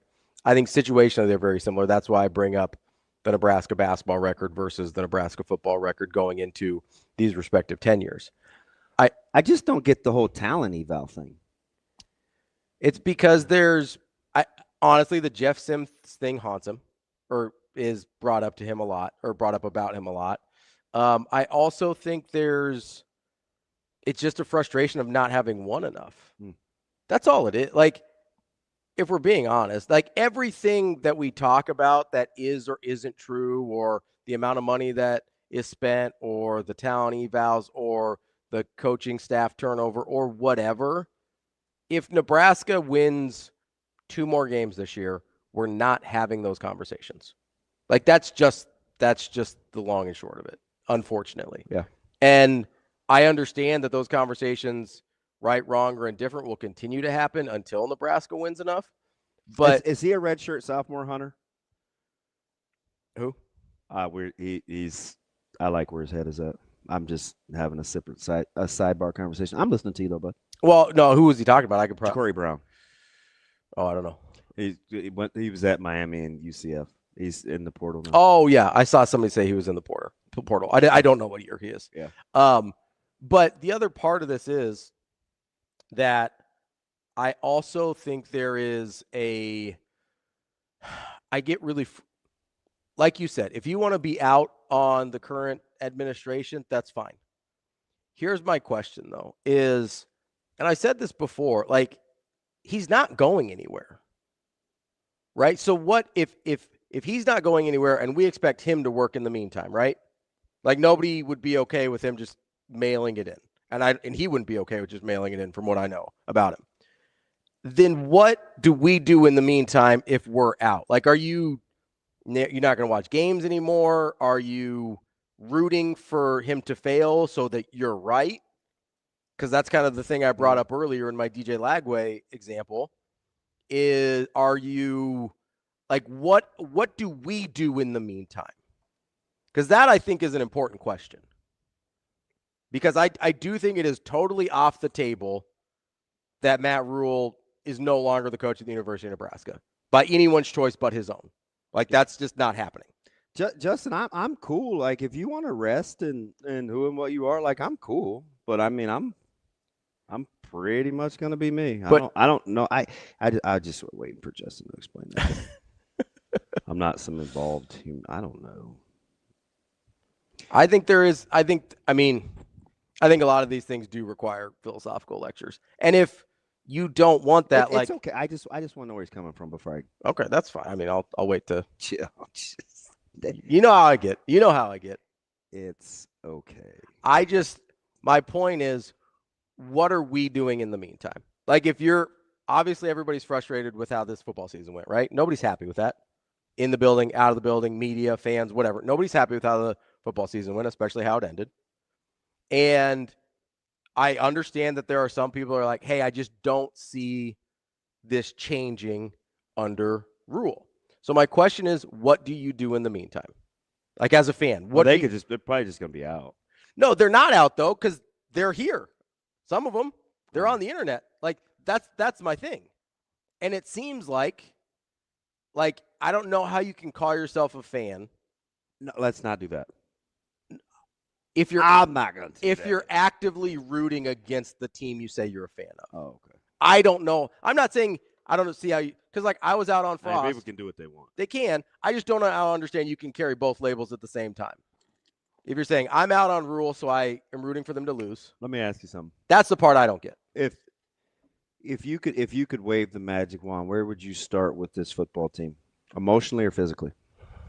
Emotionally. God, I don't know if I would. I think I would. Because here's the problem. We brought this up. It's one of your things. Why do the wheels fall off so fast? If I can fix that, I like my chances. That's fair. And what did we talk about yesterday with my give a shitism? Like, if you fix that, listen, maybe you don't beat Penn State because Penn State was more talented and they finally started playing well. But I know this was you probably beat Minnesota. Emotionally, if you fix emotionally, I think you beat Minnesota. If you fix emotionally, I think you're at least in the game against Iowa. Those are the ones that I think, like, if you want to use the Penn State thing, and I know I was annoyed about it because it's like, yeah, I get they're talented, but their record is their record. I think I would change. I think I would change physically. Which part? So I want to know. I want to see what it would look like if you just walked into this sounds super caveman or barbaric. I don't know. Mm-hmm. Like if you just walked in to the facility and you just saw just combative violence. Isn't that a mentality though?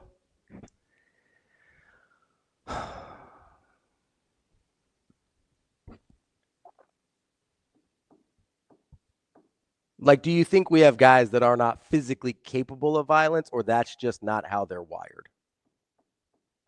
Because that's really the question. Mm-hmm. Yeah. Because I think they have guys that are capable of violence, physically. Yeah. I mean, I look at – I don't know, man. Like, I think Mekhi Nelson is tougher than Judy. I think – listen, how many times have I said – I think Mosey's it's not in the right places. Right, but isn't that mental? Isn't that emotional? I don't know. Well, I guess that's the question. Yeah, I thought he was a redshirt sophomore. Junior. Because that's the question is, do you think the fact – and listen, I've said it 100 times. I thought Ja'Cory Barney's been the toughest guy on the team for a couple years. Yeah. In the neighborhood of it. Yeah? Yeah. And so – now that's a good example of a mentality. Like he's a super tough guy. Mm-hmm. The decision making sometimes is like, wait, sure, don't return that. Yeah, but I think he's like, hey man, I'm competitive though. We need a play. I got to make a play. Yeah. So that fine line that's tough to balance, man. It is, but that's still emotional. All of that's emotional. I think toughness is emotional. I think choosing to be violent and knowing when to be violent is emotional. I get what you're saying because the way that Skirt Too Crazy put it, that's hard to debate. He says being capable of physical violence is more mental than physical. I agree. He's right. I agree. He's right. Like I don't look at Riley Van Poppel and go, that guy's not capable of violence. You just don't think it's in his DNA. I don't know if it is or not, but I haven't seen it enough to think it is. Like I look at him and I go, he doesn't choose violence often enough. Yeah, you know what's funny?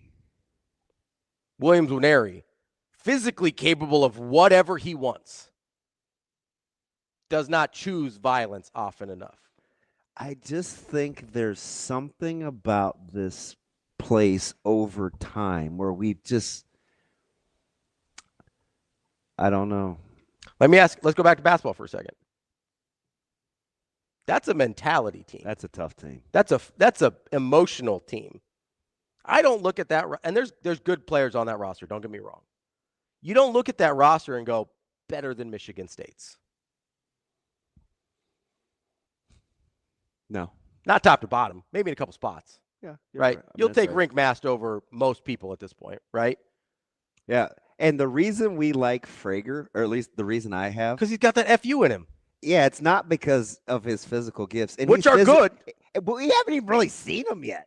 Yeah, we haven't really seen him, like, unleash the athleticism, which he has, right? You see every once in a while. Like, if you really... Yeah, we don't like Hoiberg because of his physical limitations. We don't like Hoiberg because of his athletic prowess. Yes. Yeah.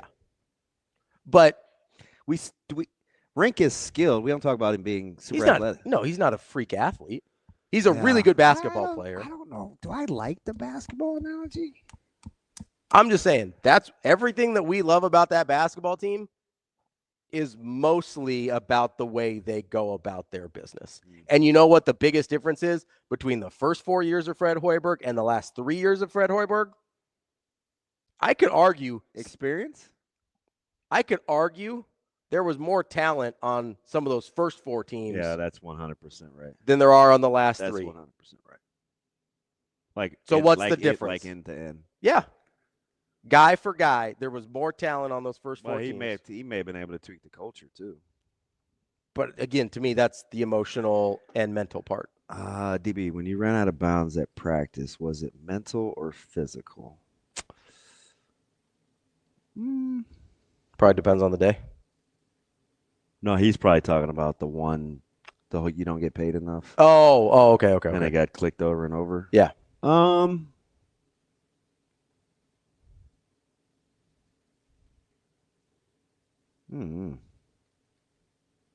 certainly didn't feel good. But if I was more dialed, would I have? I would say, did you let how you felt impact your decision making, though? Yeah. So I totally did. So that's mental. I totally did. But if I felt better, I might not have done it. Right, but that's the point. But I did learn. It's mental. That's the point of it being mental, though, right? Yeah, because I did have to learn, like, what's your 70%, which is what I want these guys to learn. That's what I mean, right? Because the thing we're talking about with these guys is, can you not allow what you feel physically to impact how you I just hate how all these years, like, what was the one thing? The decision about the onside kick never bothered me in Ireland. Okay. Never, ever, ever bothered me. I had a meltdown because I said not executing that shouldn't have been the end of your season. That's what I was mad about. Yeah.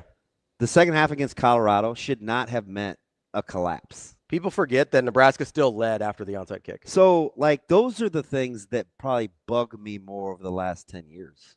Yes. Like, Nebraska doesn't lose every one-score game when they go 3-9 because of physically. They showed in the first 50. One of those, yeah. They showed in the first 58 minutes they could hang physically. Right? Like, that's the point. It's the last 2. They showed last year. Yeah, you don't get beat. You don't get beat in the last seconds against Iowa all the time. Well, not this year, but a lot of years because of physical. Yeah. You don't get your head beat in by Indiana and then go hang with Ohio State because of physical. And we talked about this yesterday. Indiana last year, roster-wise, shouldn't have really scared anybody. Yeah, so I guess I'm on record. I don't really care what happens at the quarterback spot until you get knockbacks and fix O-line, D-line. I only care that they bring people into the room so that you have a room. That's the only like I'm not listen, I understand the optics of what the Minchey situation is. I also understand that he had thrown 66 passes over 3 years and we knew nothing about him except for high school tape. Really. Yeah. So like I don't care who they bring in. I hope to God it's not DJ Lagway, but if it is, I'll figure out a way to get on board. You'll cheer for him. I will 100% cheer for him. Right? Like, but the point is, I agree with you. You know what's funny about the Giles discussion? I actually like Giles. Before that game, we were kind of terrified because he was playing at a high level. What conversation did I have with you before that game? Yeah, he bugged you. He worried you. I said I thought he was the most gifted quarterback they will have played that year, including Brendan Sorsby. Yeah. And I thought at the time he was better than Bryce Underwood, and I think he was. I think Aiden Giles is pretty good. Now, I don't know if he's a good fit and whatever. Like, I don't know the rest of it, right? But you can do a hell of a lot worse than Aiden Giles. But I agree to your point. I don't care about the names in the room so much as I care about what's the offensive line look like, what's the defensive line look like, which they got Brendan Black from Iowa State. They got Owen Chambliss from SDSU in linebacker spot. So they're working on some of those things as well. But if you bring in, like, as long as you bring in 2 or 3 guys, like, I'm cool. Because you have to bring in 2 or 3 guys to have a quarterback room. That's it. The Minchey thing is like, it felt a lot like, what was old boy's name from Toledo? The D coordinator that we fell in love with for 4 minutes? We? Well, the Royal we. He ended up going to Syracuse. Yeah. That's what the Minchey thing reminds me of. I got you. We knew nothing about him 4 minutes ago. 8 minutes later, when he leaves us, we're like, what the hell, man? Yeah. He wanted a job that weekend. Which is cool. Minchey, he ended up getting one. It just wasn't at Nebraska. Minchey wanted a job that weekend, too, and he got one. It's just at Kentucky. Coming up next, we're going to talk to Michael BRUNTZ, Husker 24/7. That's DBM Ravi Lulla. It's Hurrdat Sports Live.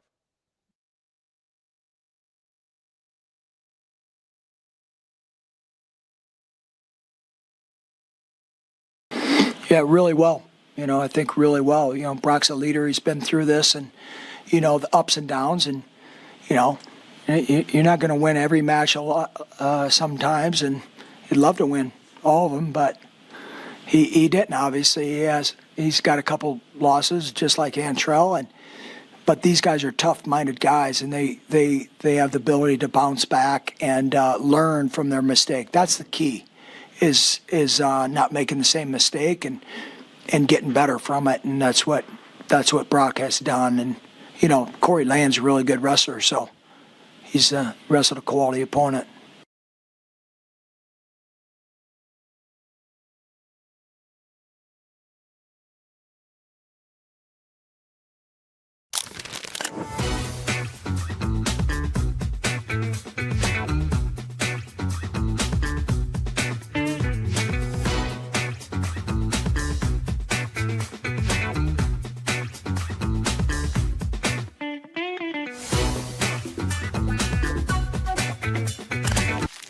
Imagine your first dream home and the feeling of walking inside for the first time. With Centrist Federal Credit Union's First Time Home Buyers program, you are at the doorstep of bringing your vision to life.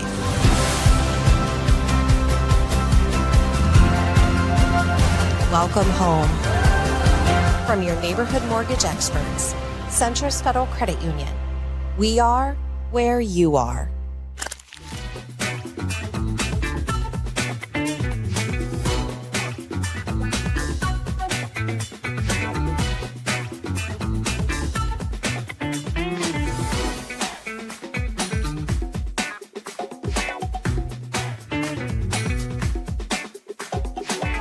I think what led to those 9 3-pointers was giving up good shots for great shots. I think we had great looks, and we just made that one more pass to the next great shooter on our team, and we were just able to knock that shot down. So I think it just started with being selfless.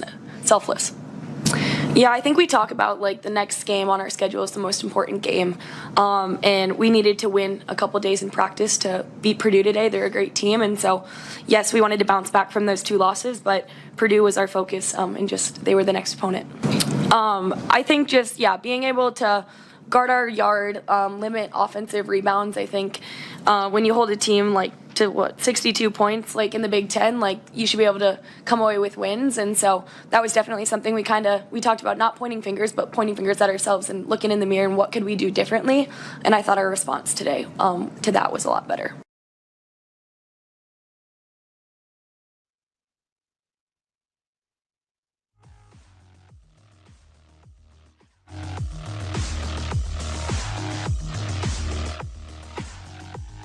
You're listening to Hurrdat Sports Live.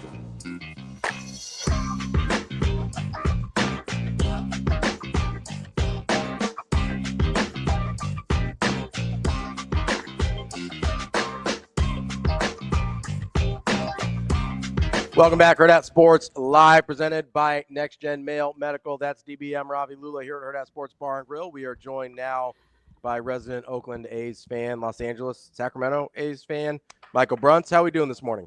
Not bad. What's up? Tuesday. Texans or Steelers? I'll go Texans, but I think it'll be a game. I'm expect. Let me ask you this: how long did it take you to get to sleep after that game the other night? So that was the problem. that was. Nobody asked me that. That was the hardest part. The anxiety during the game was tough. Yeah. Going to bed was significantly more difficult. It was a couple hours. I was to say you're probably running pretty hot on that at that point. But I told Ravi at one point I was standing about 2 inches away from a 50-inch television, like it was really going to matter. Just nose right up against it. Oh man, it's embarrassing. It's like, what am I even doing? All right, Rams or Panthers? Rams. Does it seem right that they're going on the road? That seems a little off to me. But I don't like the division winner thing in football, by the way. I think it's stupid. God, yeah. Pretty much. Oh, you agree, BRUNTZ?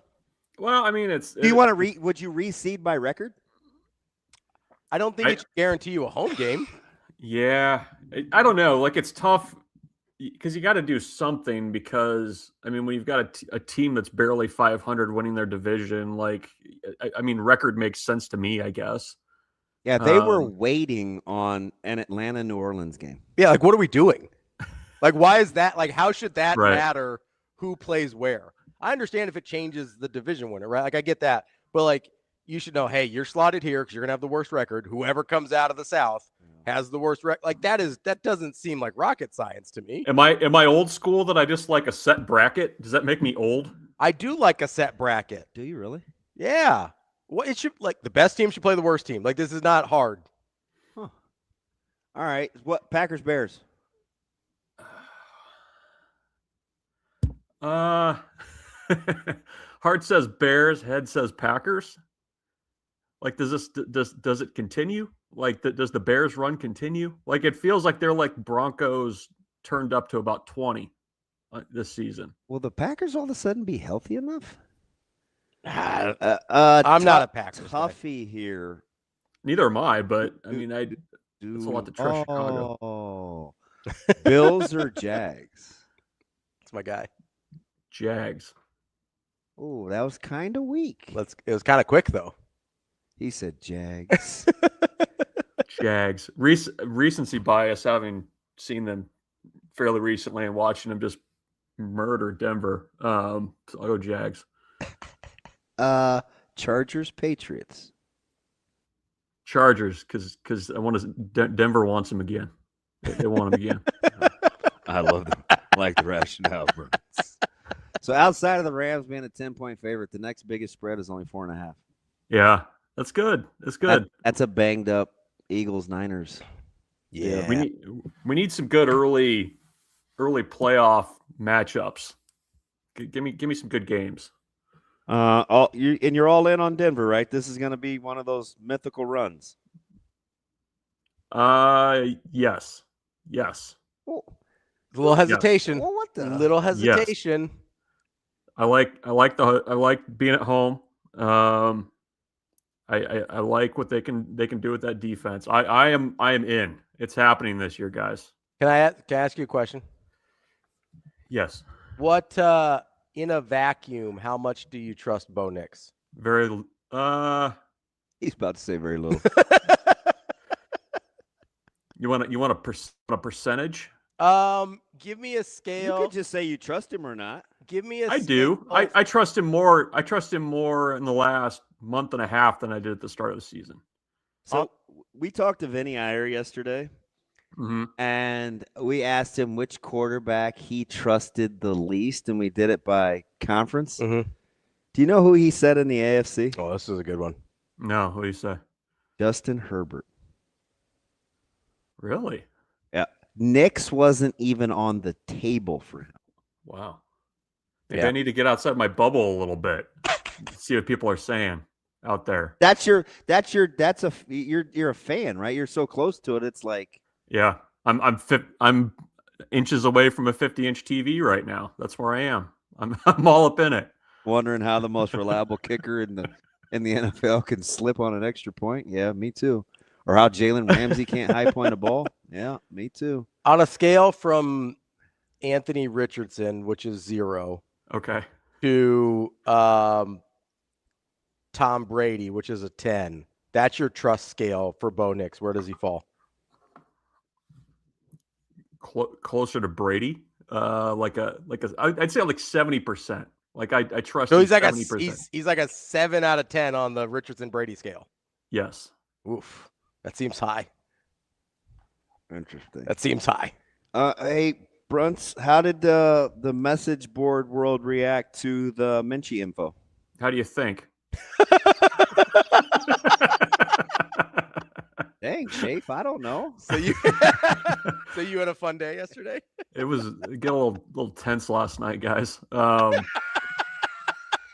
No, it was. I took back that back pat and rub the other day in Vegas too. That's off the table going forward. You probably don't even like touched. I should have just been like, I'll leave this guy alone.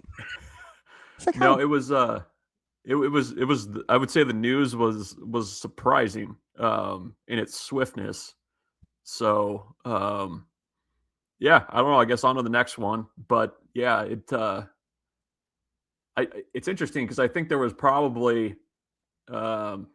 I mean, I know where I was whenever our Tom Lloyd posted about Minchey when we were in Vegas. But yeah, I mean, I think there was a little bit of kind of coming around to the resume with him.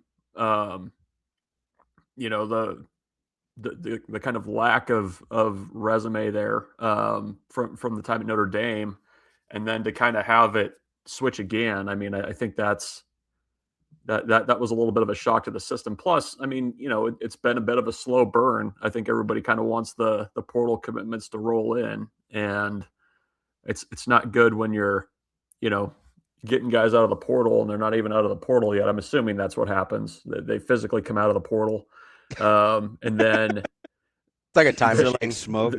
Yeah, they're not even out yet, and then they go to a different spot. So. But Nebraska's pivoting. We'll see which direction they ultimately go. But it was a little bit of strong opinions last night.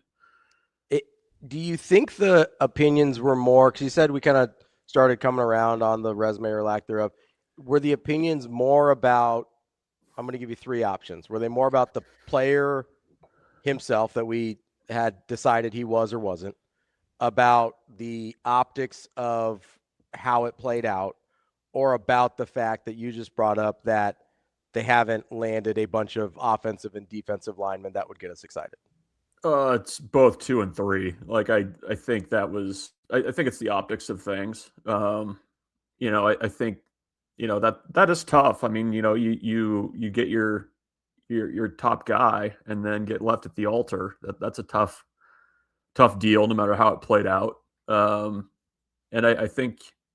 I don't know. I mean, I think it's just kind of the natural progression of things after a bowl game that, you know, did not end very well. And there's a lot of a lot of question marks and needs going into 2026. So I think it's all that. Like, I don't think it's not Bo Nix in a vacuum. Like, I think there's stuff there that's kind of compounding, but I think it was, I think there's some questioning about what the plan is. And certainly, last night's news probably didn't help assuage things there. So, but that's life in the portal, I guess. I mean, it sounds like, Kenny Minchey's agent played this pretty well. I mean, it's maybe not above board with everything, but got his guy more money and a starting spot, and we'll see what Nebraska does now.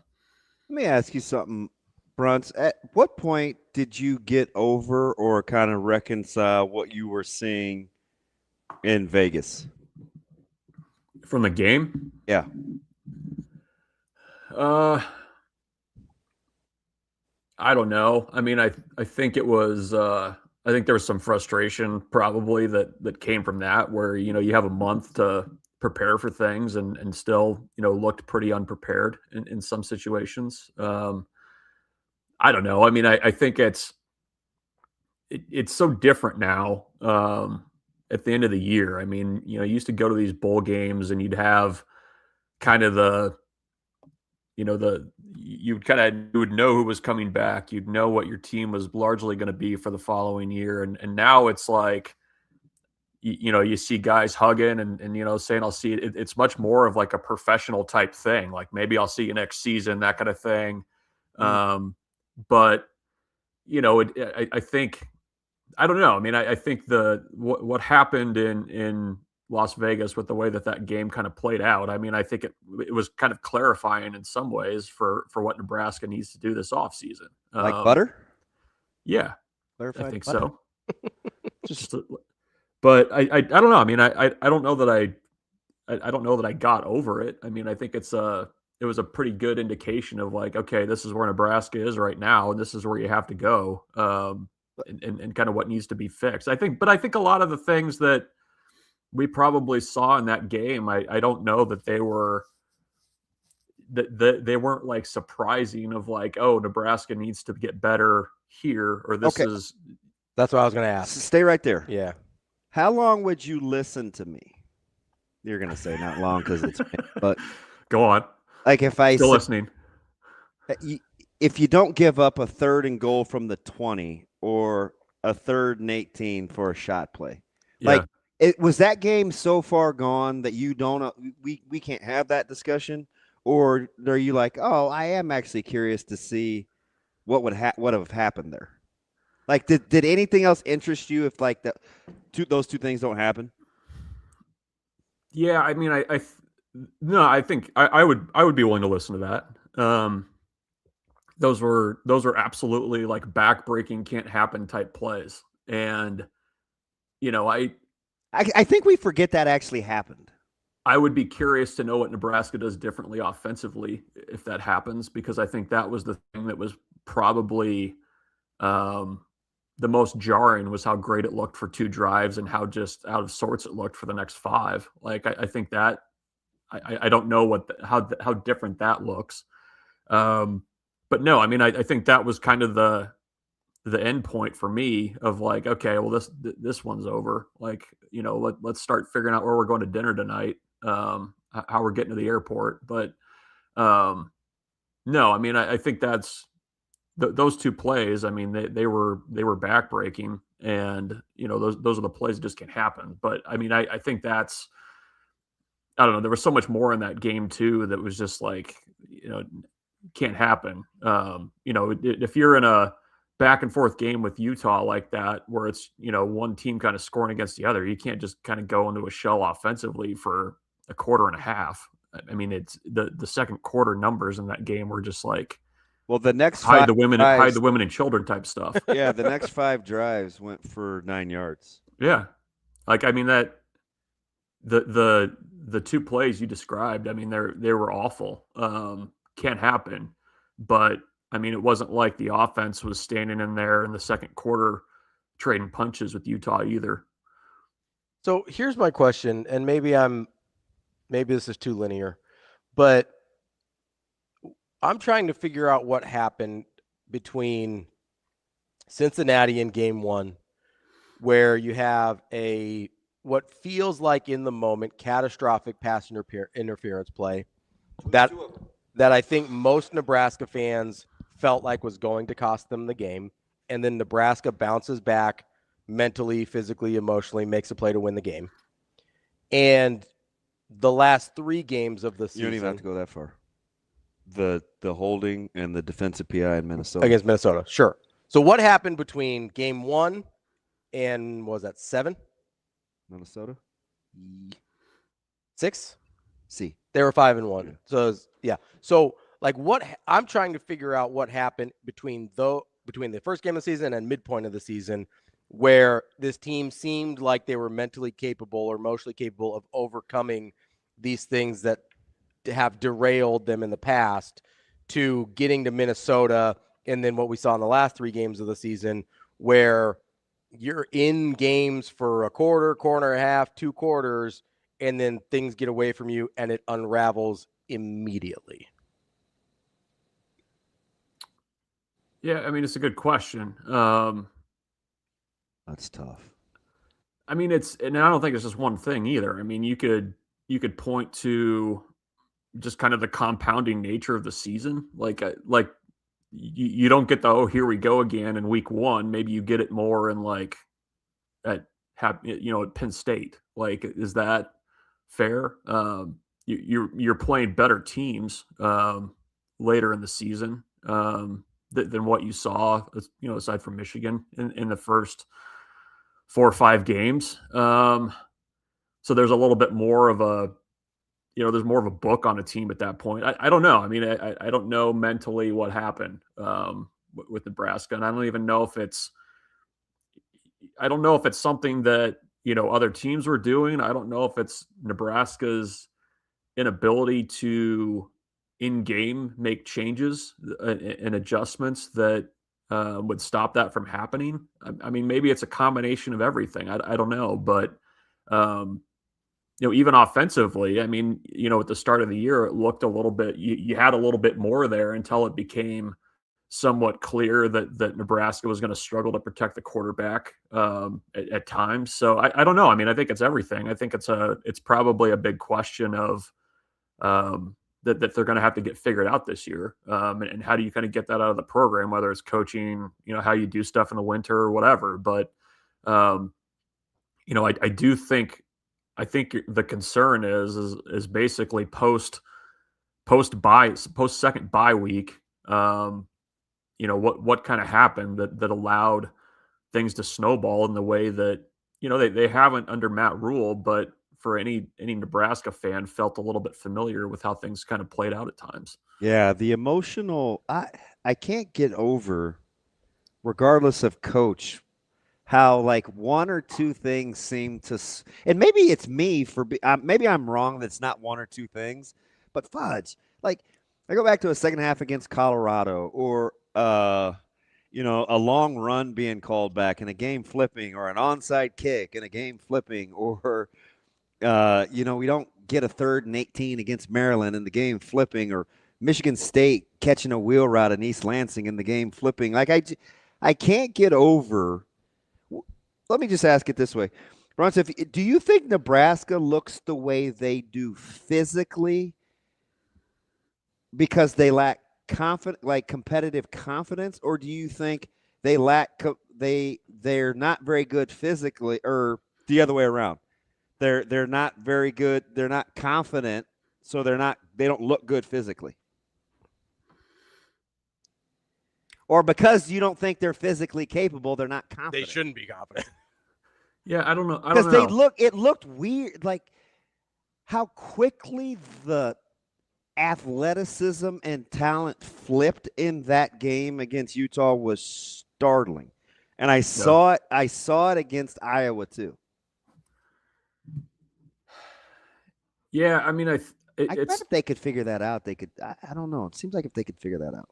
Yeah, I mean, they're definitely, like, I mean, the plays that you mentioned earlier, like the long 3rd down, like it was like a backbreaker, like and after that point, it was just like, what do we do? I mean, and it felt before that point too, though, that Nebraska was kind of like on the ledge a little bit. Like, it didn't feel like you were able to do a ton in terms of pressure. You weren't, making those kind of havoc type plays. I mean, I don't know. Like it's probably we heard a coach say he stopped calling a game a certain way because of. Yeah. I mean, it's also like, is it also just, what are you leaning on in those moments? Like when you need a play, like what are you calling to? Like, what are you, like offensively, when you need to get a key 3rd and 8, like what's your identity? What are you going to fall back on that you feel like you can lean on in those situations? And I think that's been kind of the challenge is, late in the year, it felt like Nebraska just had nothing to kind of base out of. Like, the defense wasn't doing enough to stop the run or make those kinds of plays where you'd feel like, okay, the tide's turning a little bit. You never had somebody, Hartzog's play against Cincinnati is kind of what Nebraska did not have enough of in November.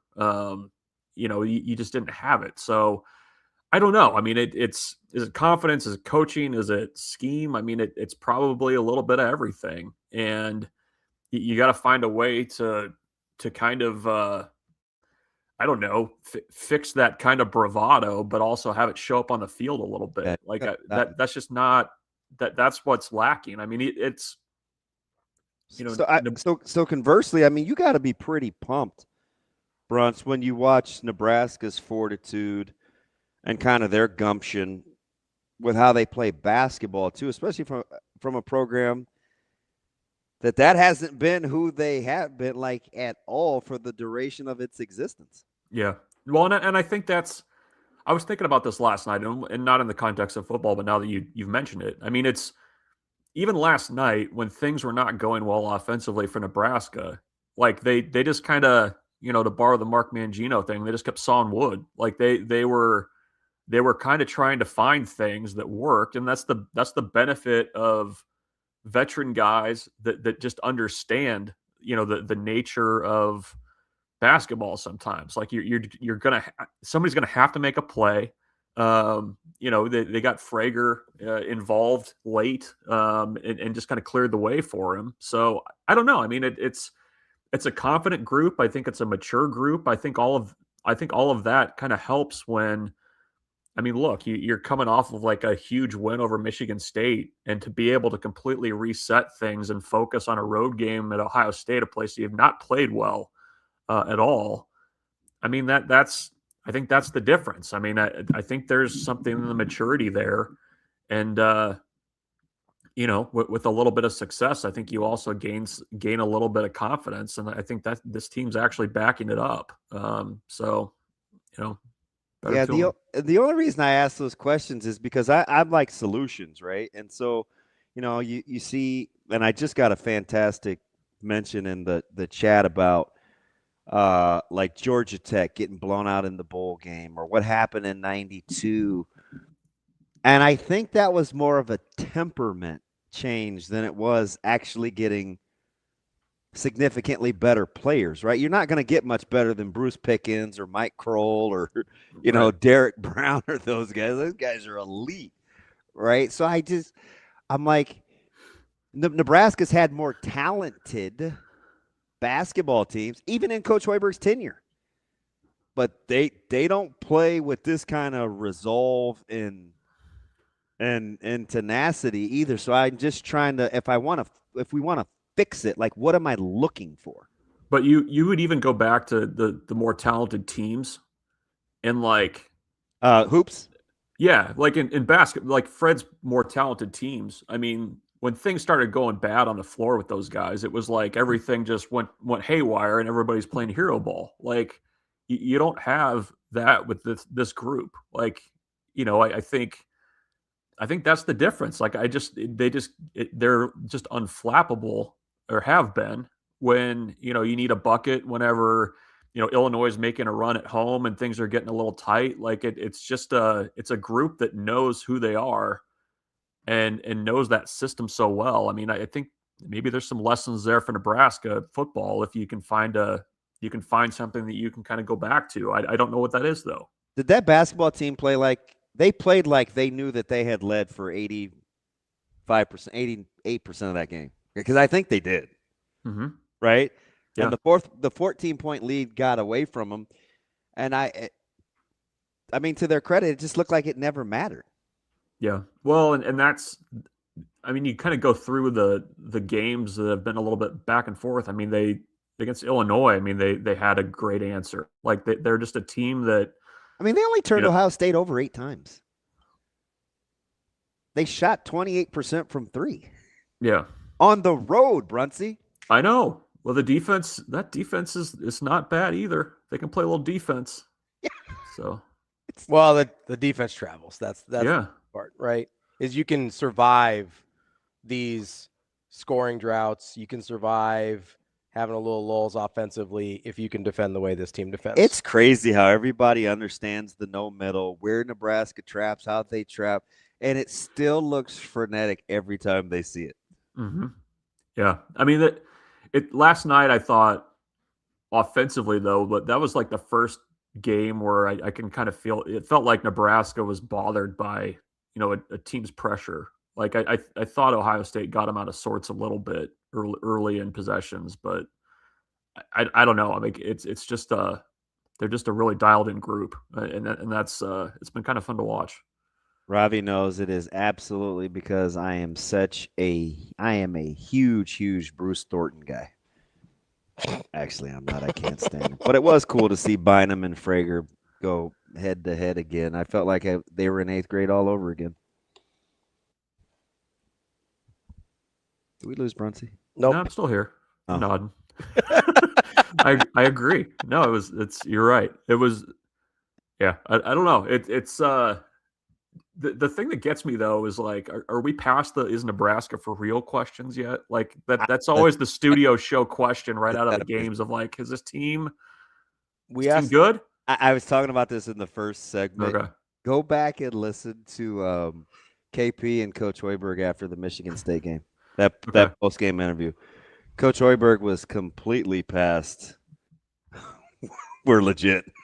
He's like, no, Kent. Like, this is another data point. Like, we're gonna move on. We expect it. I was like, oh, yeah. Coach Hoiberg is like, you know what? We're actually pretty good. Let's not stand a moment. Last night he was tossing it to break. Fred was. He's like, I want to get the hell out of here. Let's get it to break. Got stuff to do. All right, buddy. BRUNTZ, appreciate the time as always. Hope you had a lovely holidays, and we'll talk to you again next week. Yeah, sounds good. We'll talk then. Appreciate it, buddy. That's Michael BRUNTZ, Husker 24/7. We've got a little national hoops talk coming up next with Isaac Trotter from 24/7 Sports and CBS Sports. That's CB. I'm Ravi Lulla. It's Hurrdat Sports Live.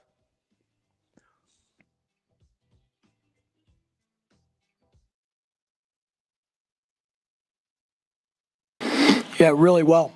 I think really well. Brock's a leader. He's been through this and, the ups and downs. And, you're not going to win every match a lot sometimes. And he'd love to win all of them, but he didn't, obviously. He's got a couple losses, just like Antrell. But these guys are tough-minded guys, and they have the ability to bounce back and learn from their mistake. That's the key.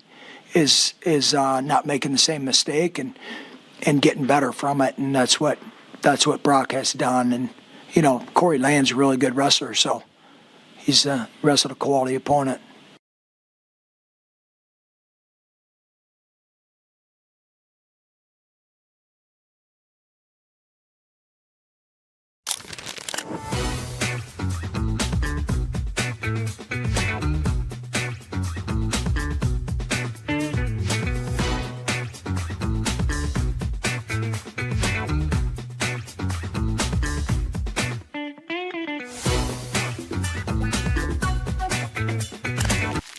Imagine your first dream home and the feeling of walking inside for the first time. With Centrist Federal Credit Union's First Time Home Buyers Program, you are at the doorstep of bringing your vision to life.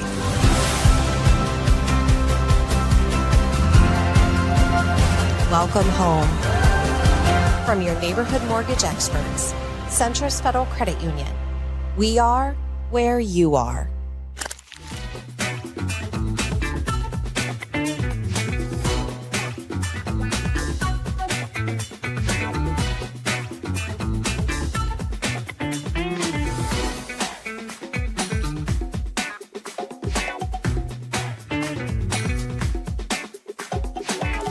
I think what led to those 9 3-pointers was giving up good shots for great shots. I think we had great looks, and we just made that one more pass to the next great shooter on our team, and we were just able to knock that shot down. So I think it just started with being selfless. Yeah, I think we talk about like the next game on our schedule is the most important game, and we needed to win a couple days in practice to beat Purdue today. They're a great team, and so yes, we wanted to bounce back from those 2 losses, but Purdue was our focus, and just they were the next opponent. I think just being able to guard our yard, limit offensive rebounds. I think when you hold a team like to 62 points, like in the Big Ten, like you should be able to come away with wins. And so that was definitely something we talked about, not pointing fingers, but pointing fingers at ourselves and looking in the mirror and what could we do differently.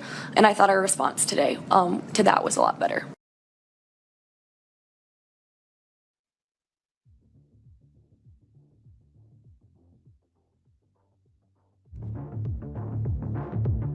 Welcome to Hurrdat Sports Live. Picking up the floor, it's Boyd in transition, in a hurry, and second chance, throwing a foul for Winter, and early discontent for Purdue. Attacking and being defensive players, a great job by the Hawkeyes to make him put it on the floor. Sturps, deep 3, got it. What a shot. It's Sanford, puts it up, got it! Bang! Arreglo! Sanford with a 3-ball. Humongous, gigantus, 5-point. Husker lead at 63-58. Welcome back, Hurrdat Sports Live. That's DB. I'm Ravi Lulla here at Hurrdat Sports Bar and Grill. We are joined now by Isaac Trotter from 24/7 Sports and CBS Sports. What's going on, Isaac? How we doing? What's going on, guys? Thanks for having me. Oh, we appreciate it. It's going to be weird. We're not going to start with Nebraska just because it's low-hanging fruit, but we will start in the Big Ten.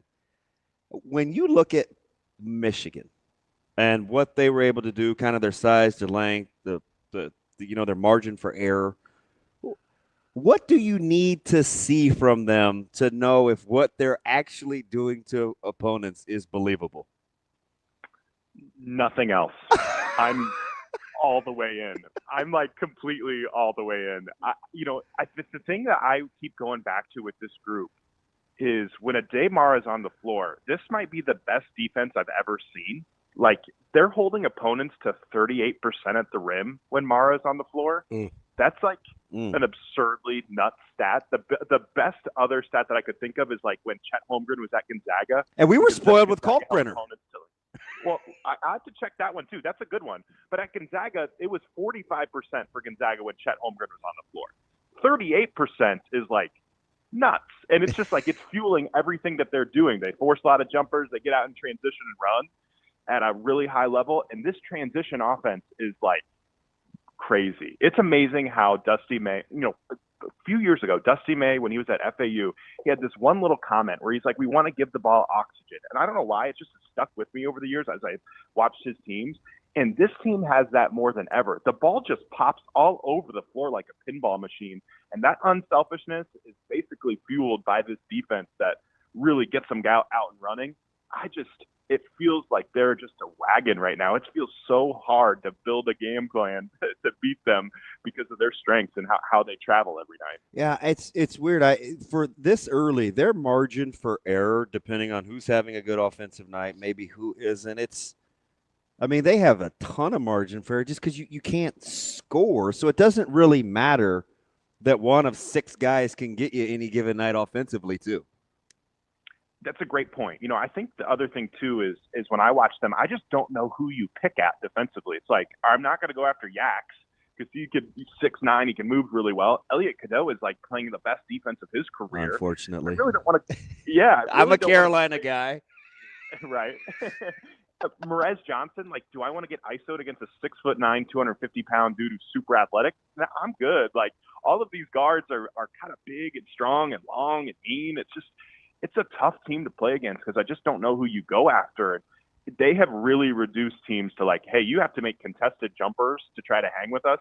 And every one of those contested jumpers is a long shot for a long rebound, which means they run again. It's just all correlated together. And their defense and offense are tied together at the hip. And that's really that's so sustainable about it. I don't know if you guys seen the new like average 2-point attempt distance on KenPom. Yeah. Basically, it's like I'm measuring like on it now. Yeah.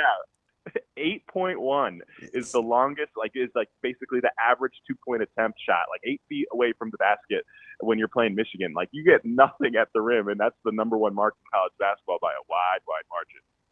Speaking of Michigan, it seems to me like they are by far the best team in the country. Oh no. And so I'm trying. What are the differences between them? Let's say them, Arizona State, and Iowa State in your mind. That is something that I've been weighing a lot this week. I think for me with Iowa State, I think the difference with Iowa State is I trust like 4 Iowa State players at a really, really high level. And for Michigan, I feel like I'm at like 8 that I really trust. That's I feel like the biggest difference. With Arizona, that's a matchup I'd love to see because it feels like Arizona's game plan is pretty similar to Michigan. It is. In the pound the glass, get out and run. We have big guards, big wings, big front court. We're always playing like kind of a double big lineup at times. So like I feel like they're kind of similar. It feels like Michigan though could be like Arizona on steroids. Like I think their bigs are a little bit better than Arizona's bigs. I think their guards are a little bit better than Arizona's guards. I think their wings are a little bit better than Arizona's wings. Like that's kind of the difference I think for Michigan. Historically wise, in the KenPom era, Michigan is tracking to be like the second best team of all time. It's behind a Duke team back in the early 1988, 99 Duke. Like this is a different group. I put Michigan almost in its own tier right now until proven otherwise, because what they're doing is just a historic pace. It does seem though like Joshua Jefferson is like top 5 players in the country that no one really discusses. He's incredible. He is, man. Like his playmaking is nuts. The one-hand dimes, he'll do it with his left hand, he'll do it with his right hand. He is a wizard as a playmaker, and what an evaluation there too. He just consistently getting a little bit better and a little bit better, and he goes back to like one of my favorite trends, which is that year 2 transfer jump. You can get a transfer that's from great, St. Mary's. When you can keep them that second year, they're able to level up, and Jefferson transfers from St. Mary's, and year 2 has really turned into an amazing player. No player who is 6'9" or taller is averaging more assists than Jefferson right now. He's well over 5 a game. And the other thing too is like, look at the type of season he's getting out of Milan Momcilovic. Like that playmaking, that in Momcilovic's shot making, it goes together really, really well. You add in Damon Lipsey, what he's been doing, like that's a darn good team. And it does feel though like Jefferson is kind of the head of the snake because of his ability to rebound, defend, pass, make shots, score inside, score outside. Like he is a perfect college basketball player because of his ability to impact the game in like 9 different ways. Yeah, I'm going to give you another team, and Michigan hammered them, and it was by far the most impressive half, and that includes the one that Iowa State put on Purdue. I've seen a few doozies, but Gonzaga, kind of in that similar ilk, right? Athletic, big, long front court, those strong guards. I get it. Michigan hammered them, but not that Gonzaga's been left for dead, but is Gonzaga better than we think they are nationally?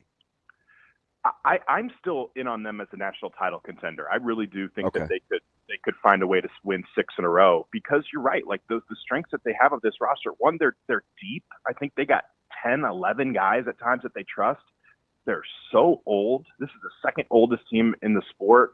And the thing is, though, like I've watched them lately, they're kind of still tinkering. Like they don't know what their best lineup is. Sometimes, it's Tyon Grant Foster at the 3, Braden Huff at the 4, Graham UK at the 5. Other times, like who's our point guard? Sometimes it's been Braden Smith has been their best option, not the one at Purdue, the different one. And then Mario St. Superi, right, the freshman from Spain. So it's kind of a weird team where I feel like they have so many different guys that can play, but they're still kind of figuring out who's the best fitting together. I agree. Like, one loss to Michigan where everything goes right and everything goes wrong should not disqualify a team like this from potentially winning the title. And yes, I know, like, everybody, whenever I say that, people are like, well, no national championship winner has ever lost a game by 30 whatever points in the history. It's like, yeah, I get it, but like, can we be open-minded that like maybe teams could lose early in the season and then potentially still go on a real run? Like, I haven't really given up on the Zags because the strengths of those teams, like, their interior is awesome. Huff and Ike, I feel like they're almost like a walking 40 points a game where you just walk on the floor being like, yep, we'll get 40 from them, and then we'll see if we can get 40 from the rest of the group. So I'm, a little bit negative and kind of a hater. So I'm going to ask a negative question here. Out of the top teams in college basketball right now, so you can draw the line wherever you want, but out of the teams that are considered either national title, Final Four contenders, just top 25 teams in general, who is the team that you look at and you go, nope, not buying it? Well, this would have been more spicy a couple weeks ago, but I'm kind of out on Duke.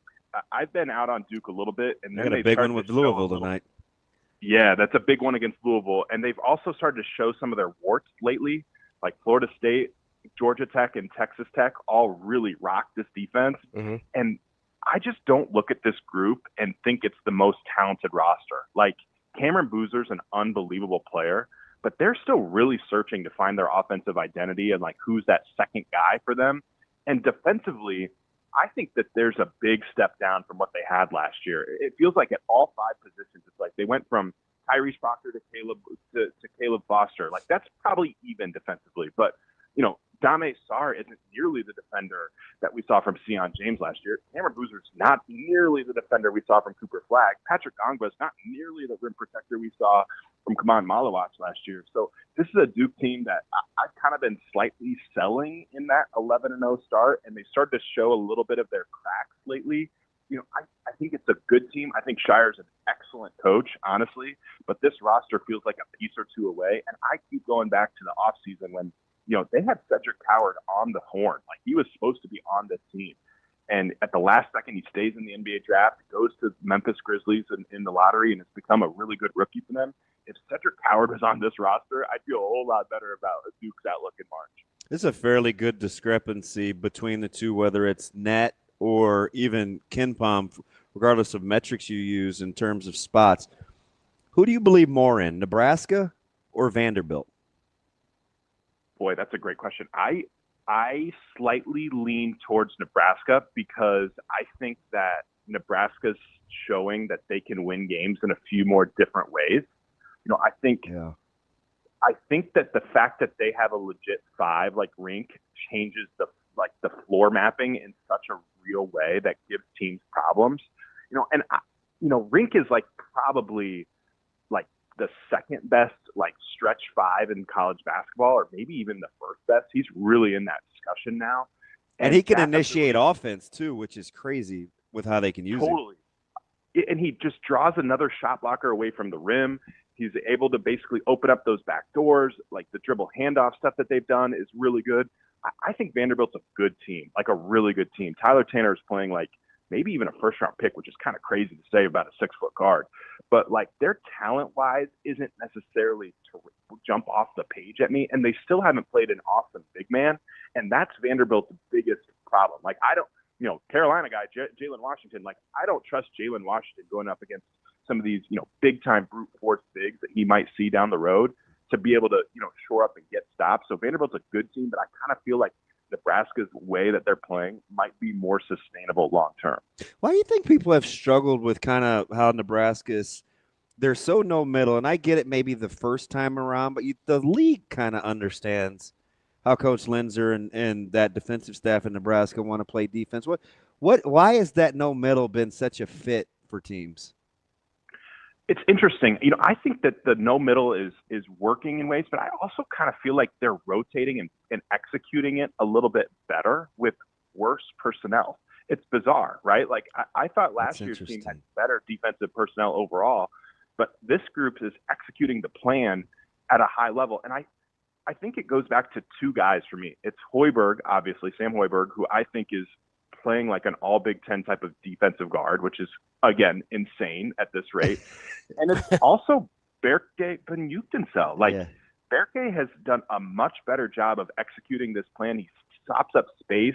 He can guard on the perimeter. He's big. He's in the gaps. He's rebounding now, too. Really rebounding. He looks more athletic. I think he's moving way better than what it was a year ago. And they sneakily take up a lot more space this year. And I think there's going to be nights where, teams make some open threes or whatever, and Nebraska lose the game. But I do think this plan is working because they're able to execute it at a slightly higher rate. And they've mixed in a few more defensive coverages against pick and rolls last night, too. I thought they did some good stuff against Ohio State, getting at the level, playing a little bit aggressive at the level. They mix in some mid-drop. They mix in some deep drop. They're not just playing one ways against pick and rolls. And I think that's certainly helping it out too, because you're seeing a few different looks from this group and their ability to, navigate on the fly and find answers defensively. Okay, Isaac, DB and I were having this conversation. Well, we have this conversation once a week, but we were having this conversation about how many teams we think can win a national title. All right. So I'm gonna go through Ken Palm here. You stop me when I get to a team that cannot win the national title, okay? Deal. Michigan, Arizona, Iowa State, Purdue, Gonzaga, Vanderbilt.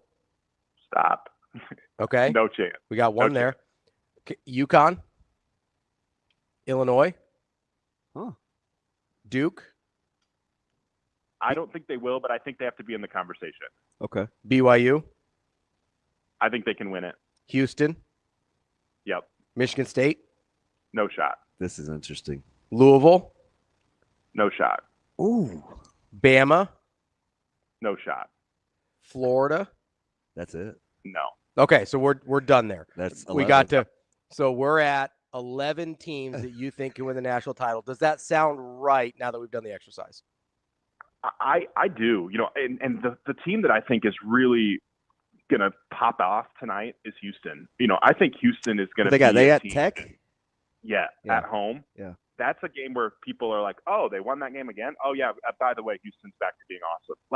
I think that Houston's backcourt of Milos Uzan, Kingston Flemings, and Emmanuel Sharp is maybe my favorite unit, maybe my favorite backcourt in all of college basketball. And that is really something that I think could catapult them down the stretch. All three of those guards can play defense. They pass, they dribble, they shoot, they create. They're tough.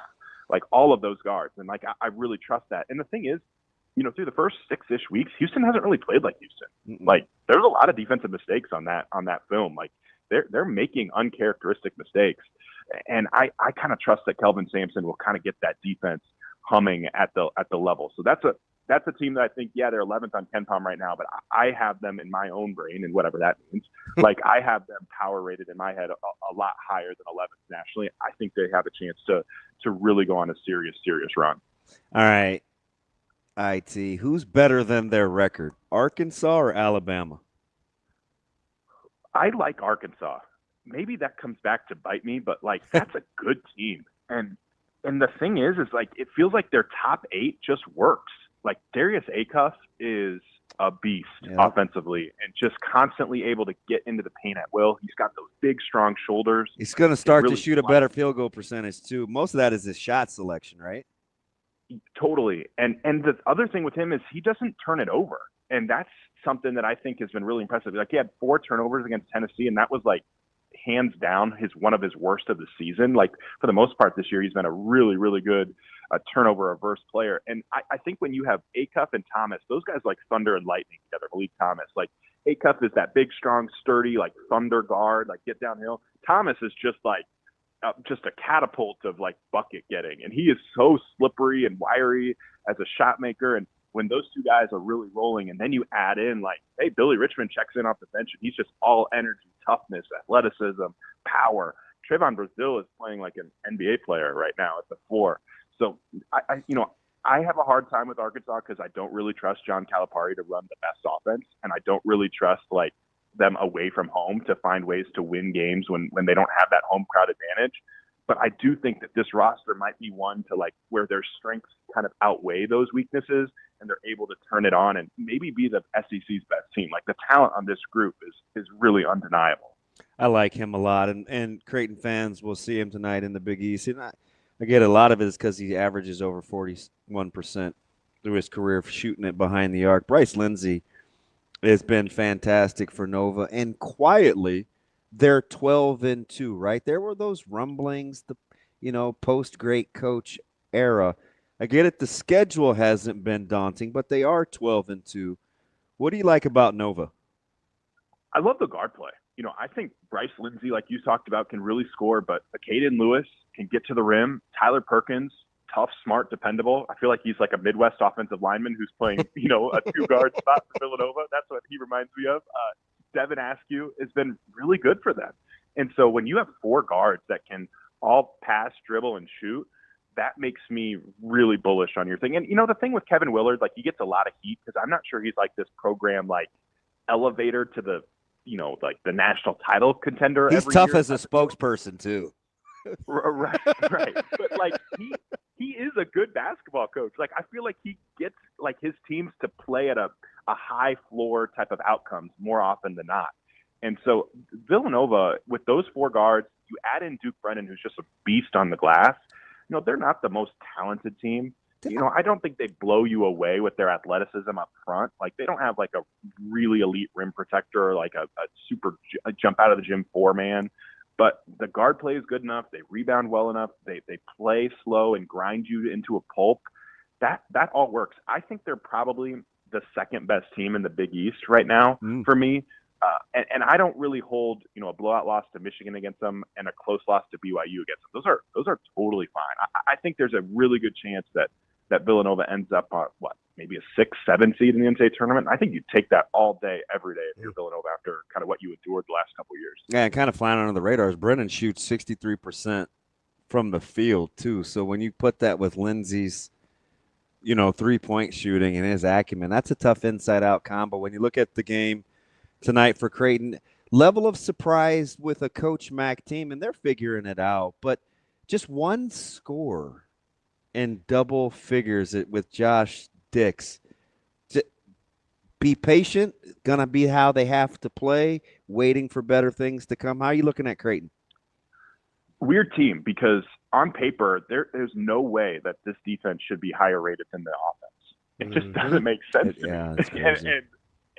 and that's just the reality right now. It's odd. I think they're obviously kind of trying to figure out what our identity is. They basically flipped to Jason Green playing the 5, and I like that. He's kind of operated kind of as like a 6'8" version of like Rienk. He's like a Rienk Mast like light, as like a dribble handoff hub who could throw those backdoor passes, maybe step out and hit a 3 once or twice if you need him to. Like that's kind of their identity, because Owen Freeman's been one of the most disappointing transfers so far in the early going. Yeah. So it's weird. I think Dix had a lot of expectations on him as like this scorer. I haven't been super impressed with him offensively, but I have been impressed with him defensively.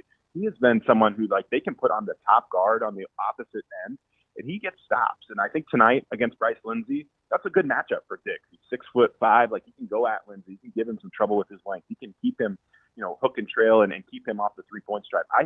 I think that Creighton is built to give Villanova some issues because the strength of this defense is some of these perimeter guys that can really blanket shooters. If they can control the basketball and kind of guard the ball, I think there's a chance for them to win it. But it does feel like Creighton is in a little bit of a kind of a figuring out what we are type of phase. And if Owen Freeman doesn't, I don't think they could be the best version of themselves without Freeman becoming a real piece of this team. If he's not going to be a part of this rotation long-term moving forward, I can't be all the way in on Creighton as a legit, team that can make the tournament. That's Isaac Trotter. Let me sneak in one more. Yeah, go ahead. Again, the resident Carolina honk when it's not Nebraska basketball. Couple of blue bloods, some tough losses, and listen, they caught a guy on a heater. That SMU game, I was peeved it was on CW because it didn't do the performance justice. But they ran into a buzzsaw with SMU. That's going to be a good team in the ACC, especially with that backcourt. But when you look at Kansas and North Carolina, they're kind of hovering. Kansas getting healthy, NC starting to hit rhythm with the front court size of a couple of blue bloods, who do you have more confidence in to be who the programs have been? I think I lean Kansas by a hair, but it's close. You know, the only reason I lean Kansas is because I think if Darren Peterson plays like legit 30 minutes a game, this pits him in for 30. If he could ever play 30 minutes a game, like, oh my Lord, like that guy is one of the most enjoyable offensive players I've ever seen. Like, he is bucket. Oh, like he makes a hard game look so easy. And I like what Carolina's working with. Like, I think that front court is a problem, but the guard play it feels like they have 5 different guards, and I'm not sure like which one is going to emerge on a night-to-night basis behind Seth Trimble. And that's like maybe the biggest question for me. But I kind of feel like UNC's floor is higher than Kansas because the front court is so dominant with Caleb Wilson and Henry Visar. I just kind of wonder if Kansas's upside is a little bit different because when DP is right, like, good Lord Almighty, I don't know how you guard that dude. Isaac Trotter, 24/7 Sports. Isaac, appreciate the time as always. I'm sure we'll catch up soon. Of course. Thanks for having me. Hey, thanks, IT. Appreciate you. That is He's Isaac so Trotter. Good stuff there as always. That's your national college basketball landscape, which is you like Kansas? I like Peterson. He's silly. I don't like Kansas. My man was like taking a couple of weeks off, getting healthy, and it's like, yeah, no problem. He's like, yeah, I'm going to roll. What do you have, like 23 in the first half or something? Yeah. Just rolling out the rack? Wait, 17, like the first 21 or something. It's like, he just gets to the foul. Like, yeah. I don't know. He described it really well. He makes a really difficult game look really easy. Are you, have you seen much Lindsey? No, I haven't. Yeah, he's silky smooth tonight. That's going to be yeah. He shoots, he's over, you have to, I think he's over 43% from 3. But he only shoots 46% from the floor. Yeah, what's his shot distribution like? Well, clearly it's... Yeah, I would say he probably takes like 1-2 a game. You know what I mean? It's Yeah. like, wait, how is your 3-point percentage almost as good as your regular field goal percentage? It's like 40, it might even be 44% really? From 3. Yeah, I think you'll like him. His backcourt mate can't shoot it. He can't throw it in the ocean, but man, he can get to the 10. Right, because I think he's at almost 45. He's at 44.7. Oh, that's believable. Yeah, he's almost at 45. Are you confident? No. Jeez, man. No. What's the line? You're such a ninny. Listen, I asked you but in your defense, I did ask you about Nebraska last night. You're like, yeah, they're winning. Yeah, I was the one that was on Nebraska where somebody wasn't. I was waffling. I was a Belgian. You weren't a waffler. You said you thought they were going to lose. You said they thought they were going to lose. It's like weird. How can I take them to cover and not win? And the line was only 3. That's where I'm at. If it's less than a bucket in basketball, I'm just going to take the win. If I think they're going to cover, you know. So it's a crazy basketball season. Ken Palm's got the game at 7. I don't know if we have a real line yet. It is out and. Wow. What would you have made the St. John's Butler game? Oh, St. John's can't score, but probably or shoot, I should say. Where's it at? They're on the road. St. John is on the road. It's at Hinkle. 6.5. It's 4.5. That's a little low. Is St. John good? What do you think Georgetown DePaul is? Oh God.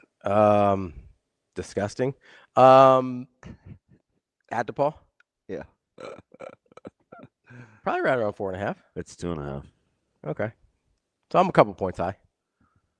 I'm a couple points high on those. Not terrible. Where is Creighton and Nova? No, it's tomorrow. That's right. It's tomorrow. That's right. Yeah. So Ken Palm's got it at 7 for Nova. Yeah, I don't know why I thought today was Wednesday. I don't know. We just got back from break. No days make sense yet. They really don't, to be honest. I like it. I'm not really kidding. Reminds me, I got Big Red Wrap Up tonight. I forgot. There you go. Damn Tuesday. Hey, don't forget you have. Should be a scintillating show. Don't forget you have Big Red Wrap Up tonight. Shut up, Shane. Okay. Shut up. Good help, Shane. Appreciate that. Hope you feel better than ever. That's mean. I'm just kidding. I love Shane. Jess is gonna yell at you now for being mean to Shane. Oh, she's busy. She ain't listening. I got a bone to pick with Jess now too, though. Hey, Shane, you grabbing her for tomorrow for wrestling and hoops? Working on it. Post Vegas? Yeah. Tell her Ravi's got a bone to pick. Okay. All right. She probably needs a vacation. Nah, she was just in Vegas. She's fine. But that was work. I know. Shoot. And we did not get along. Don't forget, make sure you go check out our friends over at Next Gen Male Medical Clinic. I know it's got male in the name, but it can be for men and women. And they're one of the few places that will accept insurance as well. Go to nextgenmalemedicalclinic.com. You can schedule an appointment and see all the different therapies they have available for you. That's DB. I'm Ravi Lulla. It's Hurrdat Sports Live. We'll be back tomorrow. See you. Have a good day. Love you.